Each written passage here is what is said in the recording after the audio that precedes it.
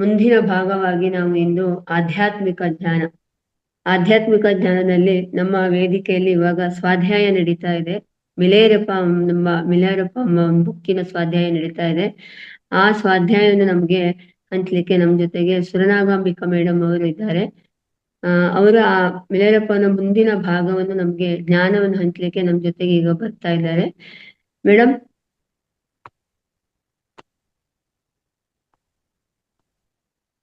ಬಂದಿದ್ದಾರೆ. ಎಸ್, ನಮಸ್ತೆ ಮಧುರಾ ಮೇಡಮ್. ನಮಸ್ತೆ ಮೇಡಮ್, ನಮಸ್ತೆ.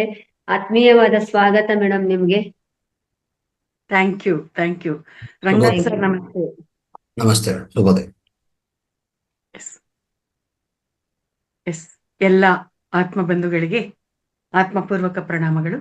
ಮೊದಲಿಗೆ ನಿಮ್ಮೆಲ್ಲರ ಪ್ರೀತಿಯ ಗುರುಗಳಾದಂಥ ಬ್ರಹ್ಮರ್ಷಿ ಪಿತಾಮಹ ಶ್ರೀ ಸುಭಾಷ್ ಪತ್ರಿಜಿಯವರಿಗೆ ಮತ್ತು ಗುರುಮಾತೆ ಸ್ವರ್ಣಮಾಲ ಪತ್ರಿಯಮ್ಮನವರಿಗೆ ಅನಂತ ಆತ್ಮಪೂರ್ವಕ ಪ್ರಣಾಮಗಳನ್ನು ಅರ್ಪಿಸುತ್ತಾ ಈ ದಿನದ ಈ ಕಾರ್ಯಕ್ರಮವನ್ನ ಮುಂದುವರಿಸೋಣ ಮಾಸ್ಟರ್ಸ್. ಮಹಾವತಾರ್ ಫೌಂಡೇಶನ್ ಇದರ ವೇದಿಕೆಯಲ್ಲಿ ನಿರಂತರವಾಗಿ ಧ್ಯಾನ, ಸ್ವಾಧ್ಯಾಯ, ಸಜ್ಜನ ಸಾಂಗತ್ಯ ಅನ್ನುವಂಥದ್ದು ನಡೀತಾ ಬರ್ತಾ ಇದೆ. ಪ್ರಸ್ತುತ ಈ ವೇದಿಕೆಯಲ್ಲಿ ಈ ಒಂದು ಸಮಯದಲ್ಲಿ ಸ್ವಾಧ್ಯಾಯ ನಡೀತಾ ಇದ್ದು, ಸ್ವಾಧ್ಯಾಯಕ್ಕಾಗಿ ಆಯ್ಕೆ ಮಾಡಿಕೊಂಡಿರ್ತಕ್ಕಂಥ ಪುಸ್ತಕದ ಹೆಸರು ಮಿಲಾರೇಪ, ಒಂದೇ ಜನ್ಮದಲ್ಲಿ ಬುದ್ಧತ್ವವನ್ನು ಹೊಂದಿದ ಟಿಬೆಟ್ ಮಹಾಯೋಗಿ ಮಿಲಾರೇಪ, ಧ್ಯಾನ ಸಾಧನೆ ಮತ್ತು ಸತ್ಯ ಬೋಧನೆ. ಇದು ಮಾಸ್ಟರ್ಸ್ ಈ ಪುಸ್ತಕ ಮೂಲತಃ ತೆಲುಗು ಭಾಷೆಯಲ್ಲಿದ್ದು, ಈ ತೆಲುಗು ಭಾಷೆಯಲ್ಲಿರುವಂತಹ ಪುಸ್ತಕವನ್ನ ಶ್ರೀ ಪಿ ಮಣಿಕುಮಾರ್ ಅವರು ಬರೆದಿರ್ತಕ್ಕಂಥದ್ದು. ಅವರ ಆ ಒಂದು ಪುಸ್ತಕವನ್ನ ಕನ್ನಡ ಭಾಷೆಗೆ ಭಾವಾನುವಾದ ಮಾಡುವಂತ ಅವಕಾಶ ನನಗೆ ಸಿಕ್ಕಿರ್ತಕ್ಕಂಥದ್ದು. ಮಾಸ್ಟರ್ಸ್, ಇದುವರೆಗೂ ಈ ಪುಸ್ತಕದಲ್ಲಿ ಮಿಲಾರೇಪರವರ ಜೀವನದ ಪ್ರಾರಂಭಿಕ ದಶೆಯಲ್ಲಿರ್ತಕ್ಕಂಥ ಅವರ ಕಷ್ಟ ನಷ್ಟಗಳು, ಅವರ ಕ್ಷುದ್ರ ವಿದ್ಯೆಗಳನ್ನ ಕಲಿಯೋದು, ಅದರ ಪ್ರಯೋಗ ಮಾಡೋದು, ಪಾಪಕರ್ಮಗಳ ಮೂಟೆಯನ್ನ ಹೊತ್ಕೊಳ್ಳೋದು, ಕುಕೃತ್ಯಗಳು, ಇದೆಲ್ಲ ವಿಚಾರಗಳನ್ನು ಕೂಡ ನಾವು ತಿಳ್ಕೊಂಡಿದ್ವಿ. ಅಲ್ಲಿಂದ ಮುಂದಕ್ಕೆ ಇನ್ನ ಎರಡನೇ ಭಾಗದಲ್ಲಿ ಏನಾಗತ್ತೆ ಅನ್ನುವಂಥದ್ದನ್ನ ಇವಾಗ ನಾವು ನೋಡ್ತಾ ಬರೋಣ ಮಾಸ್ಟರ್ಸ್. ಈ ಎರಡನೇ ಭಾಗದ ಶೀರ್ಷಿಕೆ ಪ್ರಕಾಶ ಮಾರ್ಗ ಧ್ಯಾನ ಸಾಧನೆ ಅಂತ ಮಾಸ್ಟರ್ಸ್. ಓಕೆ, ನಿನ್ನೆ ದಿನ ಆ ರೀತಿಯಾಗಿ ಅವರು ಆ ಕ್ಷುದ್ರ ವಿದ್ಯೆಗಳನ್ನೆಲ್ಲ ಪ್ರಯೋಗ ಮಾಡಿ ಎಲ್ಲರನ್ನು ಕೊಂದು ಆ ಬೆಳೆನೆಲ್ಲ ನಾಶ ಮಾಡಿ ಅವರು ಮತ್ತೆ ಲಾಮರವರ ಬಳಿಗೆ ಬಂದು ಸೇವೆ ಮಾಡ್ತಾ ಮತ್ತೆ ಸಾಧನೆ ಮಾಡ್ತಾ ಇರ್ತಾರೆ. ಆದ್ರೆ ಅವ್ರಿಗೆ ಅಯಾಚಿತವಾಗಿ ಅವರಲ್ಲಿ ಪಶ್ಚಾತ್ತಾಪ ಅನ್ನುವಂಥದ್ದು ಅಥವಾ ಪಾಪ ಪ್ರಜ್ಞೆ ಅನ್ನುವಂಥದ್ದು ಅವರಲ್ಲಿ ಜಾಗೃತ ಆಗೋದಿಕ್ಕೆ ಶುರುವಾಗುತ್ತೆ. ಇದೇನಿದು, ನಾನು ಇಷ್ಟೊಂದು ವಿಧ್ವಂಸಗಳನ್ನ ಸೃಷ್ಟಿ ಮಾಡಿದ್ದೀನಲ್ಲ, ಇಷ್ಟೊಂದು ಜನರನ್ನ ಕೊಂದಿದ್ದೀನಲ್ಲ, ಇಷ್ಟೊಂದು ಬೆಳೆ ನಾಶ ಮಾಡಿದ್ದೀನಲ್ಲ, ಇವಾಗ ಅವ್ರು ತಿನ್ನೋಂತ ಅನ್ನ ಏನಿದೆ ಅದಕ್ಕೆ ನಾನು ಮಣ್ಣು ಹಾಕ್ದಂಗ ಆಯ್ತಲ್ಲ, ಇಷ್ಟೊಂದು ಜನರನ್ನ ಕೊಂದಿದ್ದೀನಲ್ಲ, ಇವಾಗ ನಾನೇನ್ ಸಾಧನೆ ಮಾಡಿದ್ದೀನಿ, ಈ ರೀತಿಯಾಗಿರ್ತಕ್ಕಂಥ ವಿಚಾರಗಳು ಅಯಾಚಿತವಾಗಿ ಅಪ್ರಯತ್ನವಾಗಿ ಅವ್ರ ಮನಸ್ಸಿನಲ್ಲಿ ಬರೋದಿಕ್ಕೆ ಶುರುವಾಯ್ತು. ಯಾವಾಗ ಅವರಲ್ಲಿ ಒಂದು ಪಾಪ ಪ್ರಜ್ಞೆ ಅನ್ನುವಂಥದ್ದು ಶುರುವಾಯ್ತು, ಅವಾಗ ನಾನು ಇದೆಲ್ಲದ್ರಿಂದ ನಾನು ಹೊರಗೆ ಬರಬೇಕು, ಈ ಪಾಪಕರ್ಮಗಳಿಂದ ನಾನು ಹೊರಗಡೆ ಬರಬೇಕು, ಇದೆಲ್ಲ ಸತ್ಯ, ನನಗೆ ಒಳ್ಳೆ ಮಾರ್ಗ ಅನ್ನುವಂಥದ್ದು ಇದೆ ಅಲ್ವಾ, ಆ ಒಂದು ಧರ್ಮ ಮಾರ್ಗ ನನಗೆ ಬೇಕು, ಆ ಒಂದು ಧರ್ಮ ಮಾರ್ಗದಲ್ಲಿ ನನಗೆ ಸಾಧನೆ ಮಾಡಬೇಕು, ನಾನು ಇದೆಲ್ಲವನ್ನು ಕೂಡ ನಾನು ಕಳ್ಕೋಬೇಕು ಅನ್ನುವಂಥ ಒಂದು ಆಲೋಚನೆ ಅವ್ರಿಗೆ ಸ್ಟಾರ್ಟ್ ಆಗ್ಬಿಡುತ್ತೆ ಮಾಸ್ಟರ್ಸ್. ನೋಡ್ರಿ, ಆ ರೀತಿಯಾಗಿ ಸ್ಟಾರ್ಟ್ ಆದಾಗ ಅವ್ರ ಸ್ಥಿತಿ ಹೆಂಗ್ ತಯಾರಾಗುತ್ತೆ ಅಂತಂದ್ರೆ, ಕೂತ್ಕೊಂಡ್ರೆ ನಿಂತ್ಕೋಬೇಕು ಅಂತ ಅನ್ನಿಸ್ತಾ ಇರ್ಲಿಲ್ಲ, ನಿಂತ್ಕೊಂಡಿದ್ರೆ ಕೂತ್ಕೋಬೇಕು ಅಂತ ಅನ್ನಿಸ್ತಾ ಇರ್ಲಿಲ್ಲ, ನಿದ್ದೆ ಬರ್ತಾ ಇರ್ಲಿಲ್ಲ, ಅವ್ರಿಗೆ ಹಸಿವು ಅನ್ನೋದು ಕೂಡ ಆಗ್ತಾ ಇರ್ಲಿಲ್ಲ. ಧರ್ಮ ಅಂದ್ರೆ ಏನು, ಧರ್ಮೋಪದೇಶ ಅಂದ್ರೆ ಏನು, ಅದನ್ನ ನನ್ಗೆ ತಿಳಿಸಿ ಆ ಒಂದು ಧರ್ಮೋಪದೇಶವನ್ನ ನನಗೆ ಕೊಡಿ ಅಂತ ನಾನು ನಮ್ಮ ಈ ಲಾಮರವರನ್ನ ನಾನು ಕೇಳಬೇಕು ಅಂತ ಅವ್ರ ಮನಸ್ಸಿನಲ್ಲಿ ತುಂಬಾ ಸ್ಟ್ರಾಂಗ್ ಆಗಿ ಬಂದಿರುತ್ತೆ. ಆ ರೀತಿಯಾಗಿ ಆಲೋಚನೆಯನ್ನ ಮಾಡ್ತಾ ಅದೇ ರೀತಿಯಾಗಿ ಸೇವೆ ಮಾಡ್ತಾ ಇರ್ತಾರೆ ಮಾಸ್ಟರ್ಸ್. ಹೀಗಿದ್ದಾಗ ಒಂದ್ಸರ್ತಿ ಏನಾಗತ್ತೆ ಅಂತಂದ್ರೆ, ಆ ದಿನಗಳಲ್ಲಿ ಈ ಲಾಮರವರನ್ನ ಪೋಷಣೆ ಮಾಡ್ತಾ ಇರುವಂತವ್ರು ಅನೇಕ ಜನ ಇರ್ತಾ ಇದ್ರಲ್ವಾ ಮಾಸ್ಟರ್ಸ್. ಅಂದ್ರೆ ಇವ್ರಿಗೇನು ಸಂಬಳ ಕೊಡೋರು ನೋಡ್ಕೊಳ್ಳೋರು ಯಾರು ಇರ್ತಾ ಇರ್ಲಿಲ್ಲ. ಅವ್ರ ಭಕ್ತರು ಅಂತ, ಅವ್ರ ಅನುಚರರು ಅಂತ ಯಾರು ಇರ್ತಾರೆ ಅಂತವ್ರು ಇವ್ರಿಗೆ ಬೇಕಾಗಿರ್ತಕ್ಕಂಥದ್ದೆಲ್ಲವನ್ನು ಕೊಡೋದು ನೋಡೋದು ಎಲ್ಲ ಮಾಡ್ತಾ ಇರ್ತಾರೆ. ಸೊ ಆ ದಿನಗಳಲ್ಲಿ ಈ ಲಾಮರವರನ್ನ ಪೋಷಣೆ ಮಾಡ್ತಾ ಒಬ್ಬ ಧನಿಕ ಇರ್ತಾರೆ ಮಾಸ್ಟರ್ಸ್, ಒಬ್ಬ ಧನಿಕ ಭಕ್ತ ಇರ್ತಾರೆ. ಆತನಿಗೆ ಏನೋ ಅನಾರೋಗ್ಯ ಆಗತ್ತೆ ಅಂತ ಅಂದ್ಬಿಟ್ಟು ವಿಷಯ ಇವ್ರಿಗೆ ತಲುಪಿಸ್ತಾರೆ. ಸೊ ಆತನಿಗೆ ಚಿಕಿತ್ಸೆಯನ್ನ ಕೊಡ್ಬೇಕು ಅಂತ ಅಂದ್ಬಿಟ್ಟು ಈ ಲಾಮರವರು ಆತನ ಬಳಿಗೆ ಹೋಗ್ತಾರೆ. ಆತನ ಬಳಿಗೆ ಹೋದ್ಮೇಲೆ 3 ದಿನಗಳು ಆದ್ಮೇಲೆ ಲಾಮರವರು ತುಂಬಾ ಚಿಂತಾಕ್ರಾಂತರಾಗಿ ಅವರು ವಾಪಸ್ ಬರ್ತಾರೆ ತಮ್ಮ ಆಶ್ರಮಕ್ಕೆ. ಆಗ ಬರ್ತಾ ಇದ್ದಂಗೆನೆ ಮಿಲಾರೇಪರ್ ಅವರು ಕೇಳ್ತಾರೆ, ಯಾಕೆ ಈ ರೀತಿಯಾಗಿ ಸಪ್ಪಗಿದ್ದೀರಿ ಅಂತ ಕೇಳಿದಾಗ ಆಗ ಆ ಲಾಮರ್ ಅವ್ರು ಹೇಳ್ತಾರೆ, ನೋಡು, ಈ ಕಾಣಿಸ್ತಾ ಇರೋದೆಲ್ಲ ಕೂಡ ಕ್ಷಣಭಂಗುರ. ನೋಡು, ಆ ವ್ಯಕ್ತಿ ತೀರ್ಕೊಂಡ್ಬಿಟ್ಟ, ಆತನನ್ನ ನಾನು ಉಳಿಸ್ಕೊಳ್ಳೋದಿಕ್ಕಾಗ್ಲಿಲ್ಲ. ಅಂದ್ರೆ ನಾನು ಎಷ್ಟು ವಿದ್ಯೆಯನ್ನ ಕಲ್ತ್ಕೊಂಡ್ರು, ನಾನು ಎಷ್ಟು ಸಾಧನೆ ಮಾಡಿದ್ರು ಆತನ ಮೃತ್ಯುವನ್ನ ನಾನು ತಡೆಯೋದಿಕ್ಕೆ ಆಗ್ಲಿಲ್ಲ. ಈ ನಷ್ಟನ ನನಗೆ ಭರಿಸೋದಿಕ್ಕೆ ಆಗ್ತಾ ಇಲ್ಲ. ಪ್ರಾಪಂಚಿಕವಾಗಿರ್ತಕ್ಕಂಥ ಈ ಒಂದು ದುಃಖ, ಪ್ರಾಪಂಚಿಕ ವಿಷಯಗಳಲ್ಲಿ ದುಃಖ ಬಿಟ್ರೆ ಬೇರೆ ಏನೂ ಇಲ್ಲ. ನಾನು ನನ್ನ ಜೀವನನೆಲ್ಲ, ನನ್ನ ಯೌವನವನ್ನೆಲ್ಲ ಕೂಡ ಈ ಕ್ಷುದ್ರ ವಿದ್ಯೆಗಳನ್ನ ಪ್ರಯೋಗ ಮಾಡೋದಿಕ್ಕೆ, ಮತ್ತೆ ಮರಣ ಮತ್ತೆ ವಿಧ್ವಂಸ ಇದೆಲ್ಲವನ್ನು ಸೃಷ್ಟಿ ಮಾಡೋದಿಕ್ಕೇನೆ ನಾನು ನನ್ನ ಯೌವನನೆಲ್ಲ ಕಳೆದ್ಬಿಟ್ಟಿದೀನಿ. ಈಗ ನನ್ನ ಪುತ್ರನ ಸಮಾನವಾಗಿರುವಂತ ನೀನು ಕೂಡ ಇದೇ ದಾರಿನೇ ಹಿಡಿದ್ಬಿಟ್ಟಿದೀಯಾ ಜೋಕೆ. ಈಗಾಗ್ಲೇ ನೀನ್ ಸಾಕಷ್ಟು ಪಾಪದ ಮೂಟೆಯನ್ನ ಹೊತ್ಕೊಂಡಿದೀಯಾ. ಇದೆಲ್ಲದಕ್ಕೂ ಕೂಡ ನೀನ್ ಅಷ್ಟು ಪಾಪದ ಮೂಟೆ ಏನೆಲ್ಲ ಹೊತ್ಕೊಂಡಿದ್ಯಾ ಅದಕ್ಕೂ ಕೂಡ ನಾನೇ ಜವಾಬ್ದಾರ ಆಗಿದ್ದೀನಿ. ಸೊ ಇದೆಲ್ಲ ತಪ್ಪು ಅಂತ ನನಗೆ ಅರ್ಥ ಆಗಿದ್ರು ಕೂಡ ನಾನು ಅದನ್ನ ನಾನು ಬಿಡ್ಲಿಲ್ಲ. ನಾನು ನೀನ್ ಕಲ್ಸು ಅಂತ ಬಂದಾಗ ನಾನು ನಿಂಗೆ ಕಲ್ಸಿದ್ದಾಯ್ತು, ನೀನ್ ಅದರಿಂದ ಪಾಪದ ಮೂಟೆ ಹೊತ್ಕೊಳ್ಳೋದಿಕ್ಕೆ ನಾನು ನಿನ್ಗೆ ಸಹಾಯ ಮಾಡ್ದಂಗಾಯ್ತು. ಇದೆಲ್ಲ ಕೂಡ ನನ್ನ ತಲೆ ಮೇಲೆ ಇರ್ತಕ್ಕಂಥ ಭಾರನೇ ಆಗಿದೆ. ಅದನ್ನೆಲ್ಲ ಕೂಡ ಈಗ ನಾನು ಕೂಡ ಅನುಭವಿಸ್ಲೇಬೇಕು ಅಂತನ್ಬಿಟ್ಟು ಆತ, ಆ ಲಾಮರ್ ಅವರು ಆ ರೀತಿಯಾಗಿ ಹೇಳ್ತಾರೆ ಮಾಸ್ಟರ್ಸ್. ಆಗ ನೋಡ್ರಿ, ಮಿಲಾರೇಪರ್ ಅವ್ರಿಗೆ ಏನೆಲ್ಲ ವಿಚಾರಗಳು ಗೊತ್ತಿತ್ತು ಆ ವಿಚಾರಗಳ ಬಗ್ಗೆ ಈಗ ಅವ್ರ ಹತ್ರ ಪ್ರಶ್ನೆ ಕೇಳ್ತಾರೆ. ಏನಂತ ಕೇಳ್ತಾರೆ ಅಂತಂದ್ರೆ, ಚೈತನ್ಯವಿರುವಂತ, ಅಂದ್ರೆ ಜೀವದಿಂದ ಇರ್ತಕ್ಕಂಥ ಯಾವುದೇ ಜೀವಿಗಳು ಕ್ಷುದ್ರ ವಿದ್ಯೆಗಳಿಂದ ಸತ್ತೋದ್ರೆ ಆ ಒಂದು ಜನ್ಮ ಏನಿದೆ ಅದನ್ನ ಅವರು ಕ್ಷುದ್ರ ವಿದ್ಯೆಗಳ ಪ್ರಯೋಗದಿಂದ ಅವರು ಆ ಒಂದು ಜನ್ಮವನ್ನ ಕಳ್ಕೊಳ್ತಾರೆ. ಆದ್ರೆ ಮುಂದೆ ಇನ್ನೊಂದು ಜನ್ಮವನ್ನ ಪಡ್ಕೋಬೇಕಾದ್ರೆ ಅವರು ಉತ್ತಮ ಜನ್ಮದಲ್ಲಿ ಬರ್ತಾರೆ ಅಂತ ಹೇಳ್ತಾರಲ್ಲ ಅಂತ ಮಿಲಾರೇಪರ್ ಅವರು ಕೇಳ್ತಾರೆ. ನೋಡಿ ಮಾಸ್ಟರ್ಸ್, ಈ ತರದ್ದು ಒಂದು ವಿಚಾರ ಇದೆ ಅನ್ನೋದು ಈ ಒಂದು ವಿಷಯದಿಂದ ನಮ್ಗೆ ಗೊತ್ತಾಗುವಂಥದ್ದು. ಆದ್ರೆ ಅದು ನಿಜನೋ ಸುಳ್ಳ ನನಗಂತೂ ಗೊತ್ತಿಲ್ಲ. ಈ ಪುಸ್ತಕದಲ್ಲಿ ಈ ಒಂದು ವಿಚಾರ ಇರುವಂತದ್ದು. ಅಂದ್ರೆ ಇವಾಗ ಯಾರಾದ್ರೂ ನಮ್ಗೆ ಕ್ಷುದ್ರ ವಿದ್ಯೆಯನ್ನ ಪ್ರಯೋಗ ಮಾಡಿ ನಾವು ಸತ್ತೋಗ್ಬಿಟ್ರೆ ನಾವು ಮುಂದೆ ತೆಗೆದುಕೊಳ್ಳುವಂತ ಜನ್ಮ ಉತ್ತಮವಾಗಿರ್ತಕ್ಕಂಥ ಜನ್ಮ ಆಗಿರುತ್ತೆ ಅನ್ನುವಂತ ವಿಚಾರ ಇಲ್ಲಿ ನಮ್ಗೆ ಹೇಳಿರೋದು. ಅದು ಹೌದೋ ಅಲ್ವೋ ಗೊತ್ತಿಲ್ಲ. ಅದನ್ನ ನಾವೇ ಇಲ್ಲಿ ವಿಶ್ಲೇಷಣೆ ಮಾಡೋದಿಕ್ಕೆ ಅಂತ ನಾವು ಒಂದು ಪ್ರಯತ್ನ ಅಂತ ಮಾಡಿದಾಗ, ಈಗ ನಾನಿದ್ದೀನಿ, ನಾನು ಈ ಜನ್ಮದಲ್ಲಿ ಈ ರೀತಿಯಾಗಿ ಒಂದು ಒಳ್ಳೆ ಮಾರ್ಗದಲ್ಲಿ ನಡಿಬೇಕು ಅಂತ ನಾನು ಪ್ರಯತ್ನ ಮಾಡ್ತಾ ಇರ್ತೀನಿ. ಒಂದು ವೇಳೆ ನನ್ನ ಮೇಲೆ ಯಾರಾದ್ರೂ ಕ್ಷುದ್ರ ಪ್ರಯೋಗ ಮಾಡಿ ನಾನ್ ಸತ್ತೋಗ್ಬಿಟ್ರೆ ನನ್ನ ಆತ್ಮ ಏನೆಲ್ಲ ಉತ್ತಮವಾಗಿರ್ತಕ್ಕಂಥ ಕೆಲಸಗಳನ್ನ ಮಾಡ್ಬೇಕು ಅಂತ ಅನ್ಕೊಂಡಿರುತ್ತೋ ಅದನ್ನ ಮಾಡೋವರೆಗೂ ನನ್ನ ಆತ್ಮಕ್ಕೆ ತೃಪ್ತಿ ಇರೋದಿಲ್ಲ. ಅಷ್ಟೇ ಅಲ್ವಾ ಮಾಸ್ಟರ್ಸ್? ಸೊ ನಾನು ಮುಂದಿನ ಜನ್ಮ ಅಂತ ತೆಗೆದುಕೊಂಡಾಗ ಅಲ್ಲಿ ನನಗೆ ಒಂದು ಅಲ್ಲಿ ನಾನು ಇನ್ನಷ್ಟು ಉತ್ತಮವಾಗಿ ಕೆಲಸ ಮಾಡ್ಬೇಕು ಅಂತ, ಅಂದ್ರೆ ನಾನು ಶರೀರವನ್ನ ಬಿಡ್ಬೇಕು ಅಂತ ಇಲ್ಲದೆ ಇದ್ರು ಕೂಡ ಅಲ್ಲಿ ಬಲವಂತವಾಗಿ ನಾನು ಶರೀರವನ್ನ ಬಿಡೋ ಹಾಗೆ ಅಲ್ಲಿ ಹೊರಗಿನ ಪ್ರಯತ್ನ ಅನ್ನೋದು ನಡೆದಾಗ ಆವಾಗ ನನಗೆ ಸಹಜವಾಗೇನೆ ನನಗೊಂದು ಮಾರಲ್ ಗ್ರೌಂಡ್ ಅನ್ನೋದಿರುತ್ತೆ. ನನಗೆ ಈ ರೀತಿಯಾಗಿ ಬಲವಂತವಾಗಿ ನನ್ನ ಡಿಸೈನ್ ಅಲ್ಲಿ ಇಲ್ಲದೆ ಇದ್ರೂ ಕೂಡ ನಾನು ಶರೀರವನ್ನ ಬಿಡೋ ಹಾಗೆ ಮಾಡಿದ್ದಾರೆ ಅಂತಂದಾಗ ಆಗ ನನಗೆ ವಿಶೇಷವಾಗಿರ್ತಕ್ಕಂಥ ಒಂದು ಏನು ನಮ್ಗೆ ಸಬ್ಸಿಡಿ ಅಥವಾ ಹೆಚ್ಚಾಗಿರ್ತಕ್ಕಂಥ ಒಂದು ಪೆನಾಲ್ಟಿ ನಮ್ಗೆ ಕೊಡುವಂಥದ್ದು, ನಮ್ಗೆ ಆ ಒಂದು ಇದಕ್ಕೆ ಪರಿಹಾರ ಕೊಡುವಂಥದ್ದು ಅನ್ನೋದೆಲ್ಲ ನಡೆಯೋದಿಕ್ಕೆ ಅವಕಾಶ ಇರುತ್ತಲ್ವ, ಆ ರೀತಿಯಾಗಿ ಸಿಗಬಹುದೇನೋ ಅಂತ ಈ ಮೊಮೆಂಟ್ ಅಲ್ಲಿ ಅರ್ಥ ಆಗ್ತಾ ಇರುವಂತದ್ದು. ಆದ್ರೆ ಅದು ಹೇಗೆ ಅನ್ನೋದು ಅರ್ಥ ಆಗಿಲ್ಲ ಮಾಸ್ಟರ್ಸ್. ಮುಂದೆ ಎಲ್ಲರೂ ಅವಕಾಶ ಆದಾಗ ತಿಳ್ಕೊಳ್ಳುವಂತ ಪ್ರಯತ್ನ ಖಂಡಿತ ನಡೆಯುತ್ತೆ ಮಾಸ್ಟರ್ಸ್. ಎಸ್, ಆ ರೀತಿಯಾಗಿ ಇರುವಂತ ಪ್ರಶ್ನೆಯನ್ನ ಮಿಲಾರೇಪರ್ ಅವರು ಕೇಳ್ತಾರೆ. ಕೇಳಿದಾಗ ಅದಕ್ಕೆ ಲಾಮರ್ ಅವರು ಏನ್ ಹೇಳ್ತಾರೆ ಅಂತಂದ್ರೆ, ಹೌದು, ಅವರು ಆ ರೀತಿಯಾಗಿ ಉತ್ತಮ ಜನ್ಮವನ್ನೇನೋ ಪಡ್ಕೊಂಡ್ ಬರ್ತಾರೆ. ಆದ್ರೆ ನಾವು ಕರ್ಮ ಬಂಧನದಲ್ಲಿ ಸಿಕ್ಕಾಕೊಂಡ್ಬಿಡ್ತೀವಲ್ಲ, ಆ ಒಂದು ಕುಕೃತ್ಯವನ್ನ ಮಾಡಿರೋದಕ್ಕೆ ನಾವು ಆ ಒಂದು ಫಲವನ್ನ ಅನುಭವಿಸ್ಬೇಕಾಗತ್ತಲ್ಲ, ನಾವು ಪಾಪವನ್ನ ಹೊತ್ಕೋಬೇಕಾಗತ್ತಲ್ಲ ಅಂತನ್ಬಿಟ್ಟು ಹೇಳ್ತಾರೆ. ಸೊ ಹೀಗಾಗಿ ಆ ಒಂದು ಚೈತನ್ಯ ಪ್ರಕಾಶ ಪ್ರತಿಯೊಬ್ಬರಲ್ಲೂ ಕೂಡ ಇರುತ್ತೆ. ಪ್ರತಿಯೊಬ್ರು ಕೂಡ ಅವರ ಜೀವನವನ್ನ ಅವ್ರು ಜೀವಿಸ್ಬೇಕು, ಅವ್ರ ಬದುಕನ್ನ ಅವ್ರು ಬದುಕ್ಬೇಕು ಅಂತ ಬಂದಿರ್ತಾರೆ. ಆ ದಾರಿಯಲ್ಲಿ ಪುರೋಗಮಿಸಿ ಮುಕ್ತಿಯನ್ನ ಹೊಂದಬೇಕು ಅಂತಾನೆ ಎಲ್ಲರೂ ಕೂಡ ಈ ಶರೀರನ ತಗೊಂಡ್ ಬಂದಿರ್ತಾರೆ. ಆದ್ರೆ ಅದಕ್ಕೆ ನಾವು ತೊಂದರೆಯನ್ನ ಉಂಟು ಮಾಡಿದಾಗ ಅದು ನಮ್ಗೆ ಕರ್ಮ ಅನ್ನುವಂಥದ್ದು ಇಲ್ಲಿ ಆಗತ್ತೆ. ನಾವು ಅದರ ಮೂಟೆಯನ್ನ ಹೊತ್ಕೋಬೇಕಾಗತ್ತೆ ಅನ್ನುವಂಥದ್ದನ್ನ ಅವರು ತಿಳಿಸ್ತಾರೆ. ಅದ್ರ ಜೊತೆಗೆ ಆ ಎಲ್ಲ ಪಾಪ ಕರ್ಮಗಳನ್ನ ಬಿಟ್ಟು ಧರ್ಮ ಮಾರ್ಗದಲ್ಲಿ ನಾವು ನಡಿಬೇಕು ಅನ್ನೋದಕ್ಕೆ ಸಂಬಂಧಪಟ್ಟ ಹಾಗೆ ನನಗೆ ಕೆಲವೆಲ್ಲ ಮಂತ್ರಗಳು, ಪೂಜೆಗಳು ಅವೆಲ್ಲ ಕೂಡ ಗೊತ್ತಿದೆ. ಆದ್ರೆ ಅವುಗಳ ಅರ್ಥ ನನಗೆ ಗೊತ್ತಿಲ್ಲ. ಅರ್ಥನ ತಿಳ್ಕೊಳ್ದೆ ನಾವು ಸಾಧನೆ ಮಾಡಿದ್ರೆ ಅದು ಪ್ರಯೋಜನ ಇಲ್ಲ ಅನ್ನುವಂತ ವಿಷಯವನ್ನ ಹೇಳ್ತಾರೆ. ಹಾಗಾಗಿ ಆ ಒಂದು ಅಪರಿಪಕ್ವವಾಗಿರ್ತಕ್ಕಂಥ ಜ್ಞಾನದಿಂದ ಏನು ಪ್ರಯೋಜನ ಇಲ್ಲ ಅಂತ ಹೇಳ್ತಾರೆ. ಮಾಸ್ಟರ್ಸ್ ನೋಡಿ, ಇಲ್ಲಿ ಲಾಮರ್ ಅವರು ಹೇಳಿರ್ತಕ್ಕಂಥ ಈ ವಿಚಾರದಲ್ಲಿ ಒಂದು ವಿಷಯವನ್ನ ನಾವು ಸೂಕ್ಷ್ಮವಾಗಿ ಗಮನಿಸೋಣ. ಏನ್ ಹೇಳಿದ್ದಾರೆ ಅಂತಂದ್ರೆ, ಅರ್ಥವನ್ನ ತಿಳಿದು ಸಾಧನೆ ಮಾಡಬೇಕು. ಅರ್ಥ ತಿಳ್ಕೊಳ್ದೆ ಸಾಧನೆ ಮಾಡಿದ್ರೆ ಆ ಒಂದು ಪರಿಪಕ್ವ ಆಗದೆ ಇರ್ತಕ್ಕಂಥ ಆ ಒಂದು ಜ್ಞಾನದಿಂದ ಪ್ರಯೋಜನ ಏನು ಇಲ್ಲ ಅನ್ನುವಂಥ ವಿಷಯವನ್ನ ಇಲ್ಲಿ ಹೇಳಿದ್ದಾರೆ.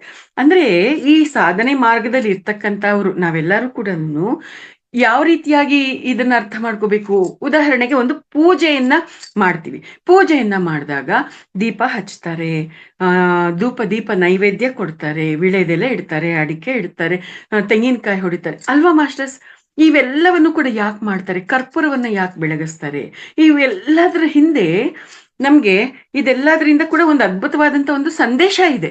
ಆ ಒಂದು ಸಂದೇಶವನ್ನ ನಾವು ಅರ್ಥ ಮಾಡ್ಕೊಳ್ದೆ ಸುಮ್ನೆ ನಾನು ಪೂಜೆ ಮಾಡ್ತೀನಿ, ನಾನು ಎರಡು ತೆಂಗಿನಕಾಯಿ, 2 ಪಾದಕ್ಕೂ 2 ತೆಂಗಿನಕಾಯಿ ಹೊಡೆದ್ರೆ ದೇವ್ರು ನನ್ನನ್ನು ಮೆಚ್ಚಿಬಿಡ್ತಾನೆ, ಅಥವಾ ನಾನು ಹುಂಡಿಗೆ 1,001 ರೂಪಾಯಿ ಹಾಕ್ಬಿಟ್ರೆ ಭಗವಂತ ನನಗೆ ವರ ಕೊಟ್ಬಿಡ್ತಾನೆ, ಈ ರೀತಿಯಾಗಿ ಅನ್ಕೊಂಡ್ ಮಾಡಿದಾಗ ಏನು ಪ್ರಯೋಜನ ಇಲ್ಲ. ಆ ಒಂದು ಪೂಜಾ ವಿಧಿ ಅನ್ನುವಂಥದ್ದೇನಿದೆ ಅದೆಲ್ಲ ಕೂಡ ಒಂದು ತಂತ್ರ ಮಾಸ್ಟರ್ಸ್. ಭಗವಂತನ ಆ ಒಂದು ಸಾನ್ನಿಧ್ಯಕ್ಕೆ ಹೋಗೋದಕ್ಕೆ ಅದೊಂದು ವಿಧಾನ ಅನ್ನೋದು ನಮ್ಗೆ ಪೂರ್ವಿಕರು ಕೊಟ್ಟಿರ್ತಕ್ಕಂಥದ್ದು. ಪೂರ್ವಿಕರು ಆ ಒಂದು ವಿಧಾನ ಯಾವ ರೀತಿಯಾಗಿ ಯಾವ್ದ್ರಿಂದ ಕೊಟ್ಟಿದ್ದಾರೆ ಅಂತಂದ್ರೆ ಅದಕ್ಕೂ ಕೂಡ ಒಂದು ಅದ್ಭುತವಾಗಿರ್ತಕ್ಕಂಥ ವಿಚಾರ ಇದೆ ಮಾಸ್ಟರ್ಸ್. ಶ್ರೀವಿದ್ಯಾ ಅಂತ ಹೇಳ್ತಾರಲ್ಲ, ಆ ಶ್ರೀವಿದ್ಯಾ ಅನ್ನೋದ್ರಲ್ಲಿ ಅದ್ರಲ್ಲಿ ಅನೇಕ ಪದ್ಧತಿಗಳಿದೆ. ಆ ಪದ್ಧತಿಗಳಲ್ಲಿ ಈ ಪೂಜೆ ಅನ್ನುವಂಥದ್ದನ್ನು ಕೂಡ ಕೊಟ್ಟಿರ್ತಕ್ಕಂಥದ್ದು. ಅಂದ್ರೆ ಈ ಯಾರ್ಯಾರ ಸ್ಥಿತಿಗೆ ಯಾವ್ಯಾವ್ದು ಅನುಕೂಲ ಆಗುತ್ತೋ ಅವ್ರ ಆ ಒಂದು ಸ್ಥಿತಿಗಳಿಂದ ಆಚೆ ಬರೋದಿಕ್ಕೆ ಅಥವಾ ಉನ್ನತ ಸ್ಥಿತಿಗೆ ಹೋಗೋದಿಕ್ಕೆ ಅದಕ್ಕೆ ಅನುಗುಣವಾಗಿ ಅವರು ಸರಿಯಾದ ಟ್ರ್ಯಾಕ್ ಅಲ್ಲಿ ನಡಿಲಿ ಅನ್ನೋದಕ್ಕೆ ಇದೆಲ್ಲವನ್ನು ಕೂಡ ಸಾಧನೆಗೆ ಕೊಟ್ಟಿರ್ತಕ್ಕಂಥದ್ದು. ಆ ಒಂದು ಸಾಧನೆಗೆ ಕೊಟ್ಟಿರ್ತಕ್ಕಂಥ ಈ ವಿಚಾರಗಳಿಂದ ಅದ್ಭುತವಾಗಿರ್ತಕ್ಕಂಥ ಅರ್ಥ, ಅಂತರಾರ್ಥ, ಪರಮಾರ್ಥ ಇದೆ. ಇವಾಗ ನಾವು ಭಗವಂತನ ಮುಂದೆ ಆ ಒಂದು ತೆಂಗಿನಕಾಯಿನ ಹೊಡಿತೀವಿ. ತೆಂಗಿನಕಾಯಿ ಹೇಗಿರುತ್ತೆ? ಅದು ಮರದಿಂದ ನಾವು ತೆಗೆದುಕೊಂಡು ಅದನ್ನ ಕಿತ್ತಾಗ ಅದ್ರ ಸುತ್ತಲೂ ಸಿಪ್ಪೆ ಇರುತ್ತೆ, ಅದ್ರ ಒಳಗಡೆ ನಾರಿರುತ್ತೆ, ಮತ್ತೆ ಅದ್ರ ಸುತ್ತಲೂ ಕರಟ ಇರುತ್ತೆ. ನೋಡ್ರಿ, ಸಿಪ್ಪೆ ತೆಗಿಬೇಕು, ಸಿಪ್ಪೆನ ತೆಗಿಯೋದು ಎಷ್ಟು ಕಷ್ಟ ಇದೆ. ಆರೆಯಲ್ಲಿ ಅದನ್ನ ಚುಚ್ಚಿ ಎಷ್ಟು ನಮ್ಮ ಶಕ್ತಿಯನ್ನೆಲ್ಲ ಇಟ್ಟು ಅದರ ಸಿಪ್ಪೆನ ನಾವು ತೆಗಿಬೇಕಾಗತ್ತೆ. ಸಿಪ್ಪೆ ತೆಗೆದಿದ್ದಾದ್ಮೇಲೆ ಅದಕ್ಕೆ ನಾರು ಎಷ್ಟು ಬಲಾಢ್ಯವಾಗಿ ಅಂಟ್ಕೊಂಡಿರುತ್ತೆ ಅಲ್ವಾ ಮಾಸ್ಟರ್ಸ್? ನಾರನ್ನ ಕೀಳೋದಕ್ಕೆ ಎಷ್ಟೋ ನಾವು ನಮ್ಮ ಶಕ್ತಿಯನ್ನ, ನಮ್ಮ ಶ್ರಮವನ್ನ ನಾವಲ್ಲಿ ಇಡಬೇಕಾಗತ್ತೆ. ಸಿಪ್ಪೆ ಮೇಲ್ಗಡೆ ಇರ್ತಕ್ಕಂಥ ಒಂದು ಸಿಪ್ಪೆಯನ್ನ ಕಿತ್ತಿದ್ದಾಯ್ತು, ಒಳಗಡೆ ಇರ್ತಕ್ಕಂಥ ನಾರನ್ನ ಕಿತ್ತಿದ್ದಾಯ್ತು, ಆಮೇಲೆ ಆ ತೆಂಗಿನಕಾಯಿ ಒಳಗಡೆ ಇರ್ತಕ್ಕಂಥ ಒಂದು ಕೊಬ್ಬರಿ ಮತ್ತೆ ಆ ಒಂದು ಕೊಬ್ಬರಿಯ ನೀರು, ರುಚಿಯಾಗಿರ್ತಕ್ಕಂಥ ಒಂದು ಆಹಾರವನ್ನ ನಾವು ಸೇವನೆ ಮಾಡ್ಬೇಕು ಅಂತಂದ್ರೆ ಸಿಪ್ಪೆ ಕಿತ್ತು ನಾರ್ ಕಿತ್ತ ಆದ್ಮೇಲೂ ಕೂಡ ಅದು ಅಷ್ಟು ಸುಲಭವಾಗಿ ಸಿಗೋದಿಲ್ಲ. ಅದ್ರ ಸುತ್ತಲೂ ಇರ್ತಕ್ಕಂಥ ತುಂಬಾ ಗಟ್ಟಿಯಾಗಿರ್ತಕ್ಕಂಥ ಕರಟವನ್ನ ನಾವು ಛೇದಿಸ್ಬೇಕಾಗತ್ತೆ. ಎಷ್ಟು ಗಟ್ಟಿ ಇರುತ್ತಲ್ವಾ ಅದು. ಆ ಒಂದು ಕರಟವನ್ನ ಗಟ್ಟಿಯಾಗಿರ್ತಕ್ಕಂಥ ಒಂದು ವಸ್ತುವಿಗೆ ನಾವು ಹೊಡೆದಾಗ, ಒಂದು ಕಲ್ಲುಗೋ ಒಂದು ಮೆಟಲ್ಗೋ ನಾವು ಅದನ್ನ ಹೊಡೆದಾಗ ಆವಾಗ ಅದು ಸೀಳುತ್ತೆ.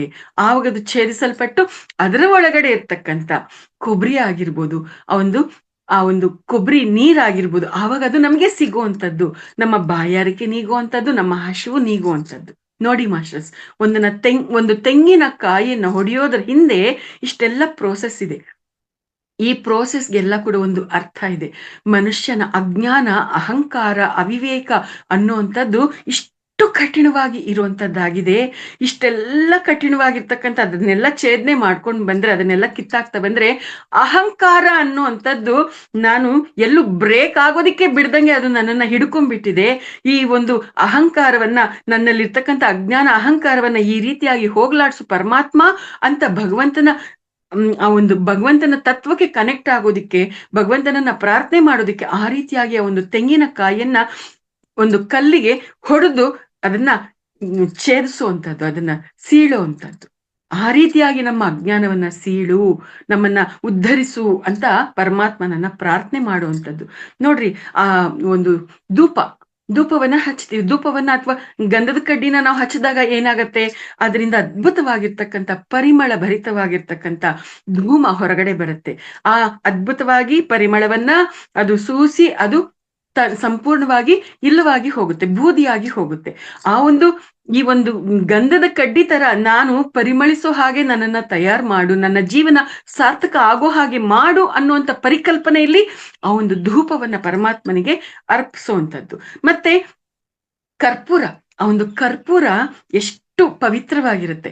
ಆ ಕರ್ಪೂರವನ್ನ ಬೆಳಗಿಸಿದಾಗ ಅದು ಉರಿಯೋ ಅಷ್ಟು ಹೊತ್ತು ಚೆನ್ನಾಗಿ ಅದು ಉರಿದು ಸುತ್ತಲೂ ಇರ್ತಕ್ಕಂಥ ವಾತಾವರಣದಲ್ಲಿ ಅದರ ಪರಿಮಳವನ್ನ ಹೊರಹೊಮ್ಮಿಸಿ ಸುತ್ತಲೂ ವಾತಾವರಣದಲ್ಲಿ ಇರ್ತಕ್ಕಂಥ ಒಂದು ಬ್ಯಾಕ್ಟೀರಿಯಾಸ್ ಆಗಿರ್ಬೋದು, ವೈರಸ್ ಆಗಿರ್ಬೋದು, ಅದೇನಿರುತ್ತೆ ಅಥವಾ ನಕಾರಾತ್ಮಕತೆ ಅನ್ನೋದೇನಿರುತ್ತೆ ಅದೆಲ್ಲವನ್ನು ಕೂಡ ಅದು ಹೋಗ್ಲಾಡಿಸಿ ಆನಂದವನ್ನ ಉಂಟು ಮಾಡುತ್ತೆ, ಅದ್ಭುತವಾಗಿರ್ತಕ್ಕಂಥ ಅನುಭೂತಿಯನ್ನ ಉಂಟು ಮಾಡುತ್ತೆ. ಮತ್ತೆ ಅದು ನಿಶೇಷವಾಗಿ ಅದು ಇಲ್ವಂಗಾಗ್ಬಿಡುತ್ತೆ. ಅಲ್ಲಿ ಮತ್ತೆ ಕರ್ಪೂರನ ನಾವು ನೋಡೋದಿಕ್ಕೆ ಅಲ್ಲಿ ಸಿಗೋದಿಲ್ಲ. ಆ ರೀತಿಯಾಗಿ ಅದು ಕಂಪ್ಲೀಟ್ ಆಗಿ ನಿಶೇಷವಾಗಿ ಅದು ಉರಿದೋಗ್ಬಿಡುತ್ತೆ. ನನ್ನ ಕರ್ಮಗಳು ಕೂಡ ನಿಶೇಷವಾಗೋ ಹಾಗೆ ಮಾಡಿ ಈ ಜನ್ಮ ಪರಂಪರೆಯ ಚಕ್ರದಿಂದ ನನ್ನನ್ನ ಹೊರಕ್ಕೆ ಹಾಕು ಪರಮಾತ್ಮ ಅನ್ನೋಂಥ ರೀತಿಯಲ್ಲಿ ಈ ಪೂಜಾ ಕೈಂಕರ್ಯಕ್ಕೆ ಬಳಸುವಂತ ಪ್ರತಿಯೊಂದು ವಸ್ತುವಿನಲ್ಲೂ ಇರ್ತಕ್ಕಂಥ ಒಂದು ಸಂದೇಶ ಆಗಿದೆ. ಆ ಹೂವು ಯಾವ ರೀತಿಯಾಗಿ ಅರಳಿ ಈ ಎಲ್ಲರಿಗೂ ಕೂಡ ಆನಂದವನ್ನ ಕೊಡುತ್ತೋ, ಮತ್ತೆ ಆನಂದವನ್ನ ಕೊಟ್ಟು ಅದು ತನ್ನ ಕೆಲಸವನ್ನ ಮುಗಿಸ್ಕೊಂಡು ಅದು ಮುದುಡು ಹೋಗಿ ಒಣಗೋಗಿ ಅದು ಗಿಡದಿಂದ ಕೆಳಗಡೆಗೆ ಬಿದ್ದೋಗ್ಬಿಡತ್ತೆ. ಈ ಹೂವು ಕೂಡ ತನ್ನ ಒಂದು ಕೆಲಸ ಏನಿದೆ ಅದು ಸಾರ್ಥಕ ಮಾಡ್ಕೊಳ್ತಾ ಇದೆ. ನಾನು ಕೂಡ ಈ ಹೂವಿನ ಹಾಗೆ ನನ್ನ ಜನ್ಮವನ್ನ ಪರಿಮಳಿಸೋ ಹಾಗೆ ಮಾಡಿ, ಅರಳೋ ಹಾಗೆ ಮಾಡಿ, ಸಾರ್ಥಕ ಮಾಡ್ಕೊಂಡು ನಾನು ಈ ಒಂದು ಮುಕ್ತಿಯನ್ನ ಪಡಿಬೇಕು, ಜನನ ಮರಣ ಚಕ್ರದಿಂದ ನಾನು ಆಚೆಗೆ ಬರಬೇಕು ಅನ್ನುವಂಥ ಒಂದು ಪರಿಕಲ್ಪನೆಯಲ್ಲಿ ಆ ಹೂಗಳನ್ನ ಭಗವಂತನಿಗೆ ಅರ್ಪಿಸುವಂಥದ್ದಾಗಿದೆ. ಇದು ಮಾಸ್ಟರ್ಸ್, ಇದು ಎಲ್ಲದ್ರಲ್ಲಿ ಇರ್ತಕ್ಕಂಥ ಅರ್ಥ, ಪರಮಾರ್ಥ ಅನ್ನುವಂಥದ್ದು ಇರುವಂಥದ್ದು. ಇದು ಯಾವುದೊಂದನ್ನು ಕೂಡ ನಾವು ಅರ್ಥ ಮಾಡ್ಕೊಳ್ದೆ ನಾವು ಸುಮ್ಮನೆ ದೇವ್ರು ನೀನ್ ತೆಂಗಿನಕಾಯಿ ಹೊಡೆದಿಲ್ಲ ಅದಕ್ಕೆ ನೋಡು ಕೋಪ ಮಾಡ್ಕೊಂಡಿದ್ದೇನೆ, ಅದಕ್ಕೆ ನೋಡು ನಿಂಗೆ ಇಂಥ ತೊಂದರೆ ಆಗಿರೋದು ಅಂತ ಅನ್ಕೊಂಡ್ರೆ, ಅಥವಾ ನೋಡು ನೀನು ದೇವ್ರ ಹುಂಡಿಗೆ ದುಡ್ಡು ಹಾಕಿಲ್ವಲ್ಲ, ನೀನ್ ಮುಡುಪ್ ಕಟ್ಕೊಂಡಿರೋದು ನೀನ್ ಕೊಡ್ಲಿಲ್ವಲ್ಲ, ನೀನು ಈ ತರ ಕೆಲಸ ಮಾಡ್ಲಿಲ್ವಲ್ಲ, ನೀನು ಹರಕೆ ಹೊತ್ಕೊಂಡಿರೋದು ತೀರ್ಸ್ಲಿಲ್ವಲ್ಲ, ನೋಡು ಅದಕ್ಕೆ ದೇವ್ರು ನಿಂಗೆ ಶಿಕ್ಷೆ ಕೊಡ್ತಾ ಇರೋದು ಅಂತ ಈ ರೀತಿಯಾಗಿರ್ತಕ್ಕಂಥ ಪರಿಕಲ್ಪನೆಗಳಲ್ಲಿ ಇದ್ರೆ ಅದಕ್ಕೆ ತಕ್ಕಂಗೆನೆ ನಮ್ಗೆ ಫಲ ಸಿಗ್ತಾ ಇರುತ್ತೆ. ಆದ್ರೆ ಪರಮಾತ್ಮ ಅನ್ನೋನು ಪ್ರೇಮ ತತ್ವ. ಪರಮಾತ್ಮ ಅನ್ನೋನ್ಗೆ ಅಲ್ಲಿ ಪ್ರೇಮ ತತ್ವ ಇದ್ದಾಗ ಅವನು ಕೋಪ ಮಾಡ್ಕೊಳ್ಳೋದು ಅದೆಲ್ಲ ಇರೋದಿಲ್ಲ. ನಾವು ನಮ್ಮ ಸಂಕುಚಿತವಾಗಿರ್ತಕ್ಕಂಥ ಸ್ಥಿತಿಗತಿಗಳಲ್ಲಿ ಸಂಕುಚಿತವಾಗಿರ್ತಕ್ಕಂಥ ದೃಷ್ಟಿಕೋನಗಳಲ್ಲಿ ಆ ರೀತಿಯಾಗಿ ನೋಡುವಂಥದ್ದು ನಡೀತಾ ಇದೆಯೇ ಹೊರತು ನಿಜವಾಗ್ಲೂ ಕೂಡ ಪರಮಾತ್ಮ ತತ್ವ ಆ ರೀತಿಯಾಗಿ ಇರುವಂಥದ್ದು ಅಲ್ಲ. ನಮ್ಮ ಭಾವನೆಗಳಿಗೆ ತಕ್ಕ ಹಾಗೇನೆ ನಮ್ಮ ಫಲಗಳನ್ನ ಪಡಿತಾ ಇದ್ದೀವಿ ಅಷ್ಟೇ. ಯದ್ಭಾವಂ ತದ್ಭವತಿ. ಹಾಗಾಗಿ ಆ ಒಂದು ಅರ್ಥ ಅನ್ನೋದು ಗೊತ್ತಿಲ್ಲದೆ ಇದೇನೇ ಜ್ಞಾನವನ್ನ ನಾವು ಪಡ್ಕೊಂಡಿದ್ರು ಅದೆಲ್ಲ ಕೂಡ ವ್ಯರ್ಥ, ನಿರರ್ಥಕ ಅನ್ನುವಂಥದ್ದನ್ನ ಇಲ್ಲಿ ಲಾಮರ್ ಅವರು ಮಿಲಾರೇಪರ್ ಅವ್ರಿಗೆ ಅರ್ಥ ಮಾಡಿಸ್ತಾ ಇರ್ತಕ್ಕಂಥದ್ದು. ಅಂದ್ರೆ ಈ ಒಂದು ಪಾಪಕರ್ಮಗಳನ್ನ ಬಿಟ್ಟು ಧರ್ಮ ಮಾರ್ಗದಲ್ಲಿ ನಡೆಯೋದಕ್ಕೆ ಸಂಬಂಧಪಟ್ಟಂತೆ ನನಗೆ ಕೆಲವು ಮಂತ್ರಗಳು ಪೂಜೆಗಳು ಗೊತ್ತಿದ್ರು ಅದರ ಒಂದು ಅರ್ಥ ನನಗೆ ತಿಳಿದೇ ಇರೋದ್ರಿಂದ ಒಂದು ಪರಿಪಕ್ವವಾಗಿ ಇಲ್ಲದೆ ಇರ್ತಕ್ಕಂಥ, ಪರಿಪಕ್ವ ಆಗದೆ ಇರ್ತಕ್ಕಂಥ ಆ ಒಂದು ಜ್ಞಾನದಿಂದ ನಾನು ಸಾಧನೆ ಮಾಡಿದ್ರೆ ಏನು ಪ್ರಯೋಜನ ಇಲ್ಲ. ಹಾಗಾಗಿ ಈ ಒಂದು ಎಲ್ಲವನ್ನು ಗೊತ್ತಿರೋರ ಹತ್ರ ಹೋಗಿ ನಾವು ಅದನ್ನೆಲ್ಲ ಕಲ್ತ್ಕೊಂಡು ಸಾಧನೆ ಮಾಡ್ಬೇಕಾಗಿರುತ್ತೆ. ಮತ್ತೆ ಈ ಎಲ್ಲ ಪರೀಕ್ಷೆಗಳನ್ನ ತಡೆದುಕೊಂಡು ನಿಲ್ಬೇಕಾಗಿರ್ತಕ್ಕಂಥ ಈ ಒಂದು ಸತ್ಯ ಮಾರ್ಗ ಅನ್ನೋದೇನಿದೆ ಅದಕ್ಕೆ ಇವಾಗ ನಾನು ಹೋಗ್ಬೇಕು ಅಂತ ನಾನು ತೀರ್ಮಾನ ಮಾಡ್ಕೊಂಡಿದ್ದೀನಿ. ನನ್ನನ್ನ ನಾನು ಇದಕ್ಕೆ ಅರ್ಪಣೆ ಮಾಡ್ಕೊಳ್ತಾ ಇದ್ದೀನಿ. ನೀನು ಇಲ್ಲೇ ಇದ್ಕೊಂಡು ನನ್ನ ಮಕ್ಕಳನ್ನ, ನನ್ನ ಶಿಷ್ಯರನ್ನ, ಈ ಆಶ್ರಮವನ್ನ ನೀನು ಸಂರಕ್ಷಣೆ ಮಾಡ್ಕೋ. ಮತ್ತೆ ನಾನು ಹೋಗಿ ಈ ಎಲ್ಲವನ್ನು ಕೂಡ ಮುಕ್ತಿಗಾಗಿ ನಾನು ಪ್ರಯತ್ನ ಮಾಡ್ತೇನೆ. ಇವಾಗ ಒಟ್ನಲ್ಲಿ ನಾನು ಹೋಗ್ಬೇಕು ಅಂತ ನಾನು ತೀರ್ಮಾನ ಮಾಡ್ಕೊಂಡಿದ್ದೀನಿ. ಆದ್ರೆ ನನಗೆ ವಯಸ್ಸಾಗಿದೆ. ಮೊದಲಿದ್ದಷ್ಟು ಶಕ್ತಿ, ಸಾಮರ್ಥ್ಯ, ಉತ್ಸಾಹ ಈ ಒಂದು ಶರೀರಕ್ಕೆ ಇವಾಗಿಲ್ಲ.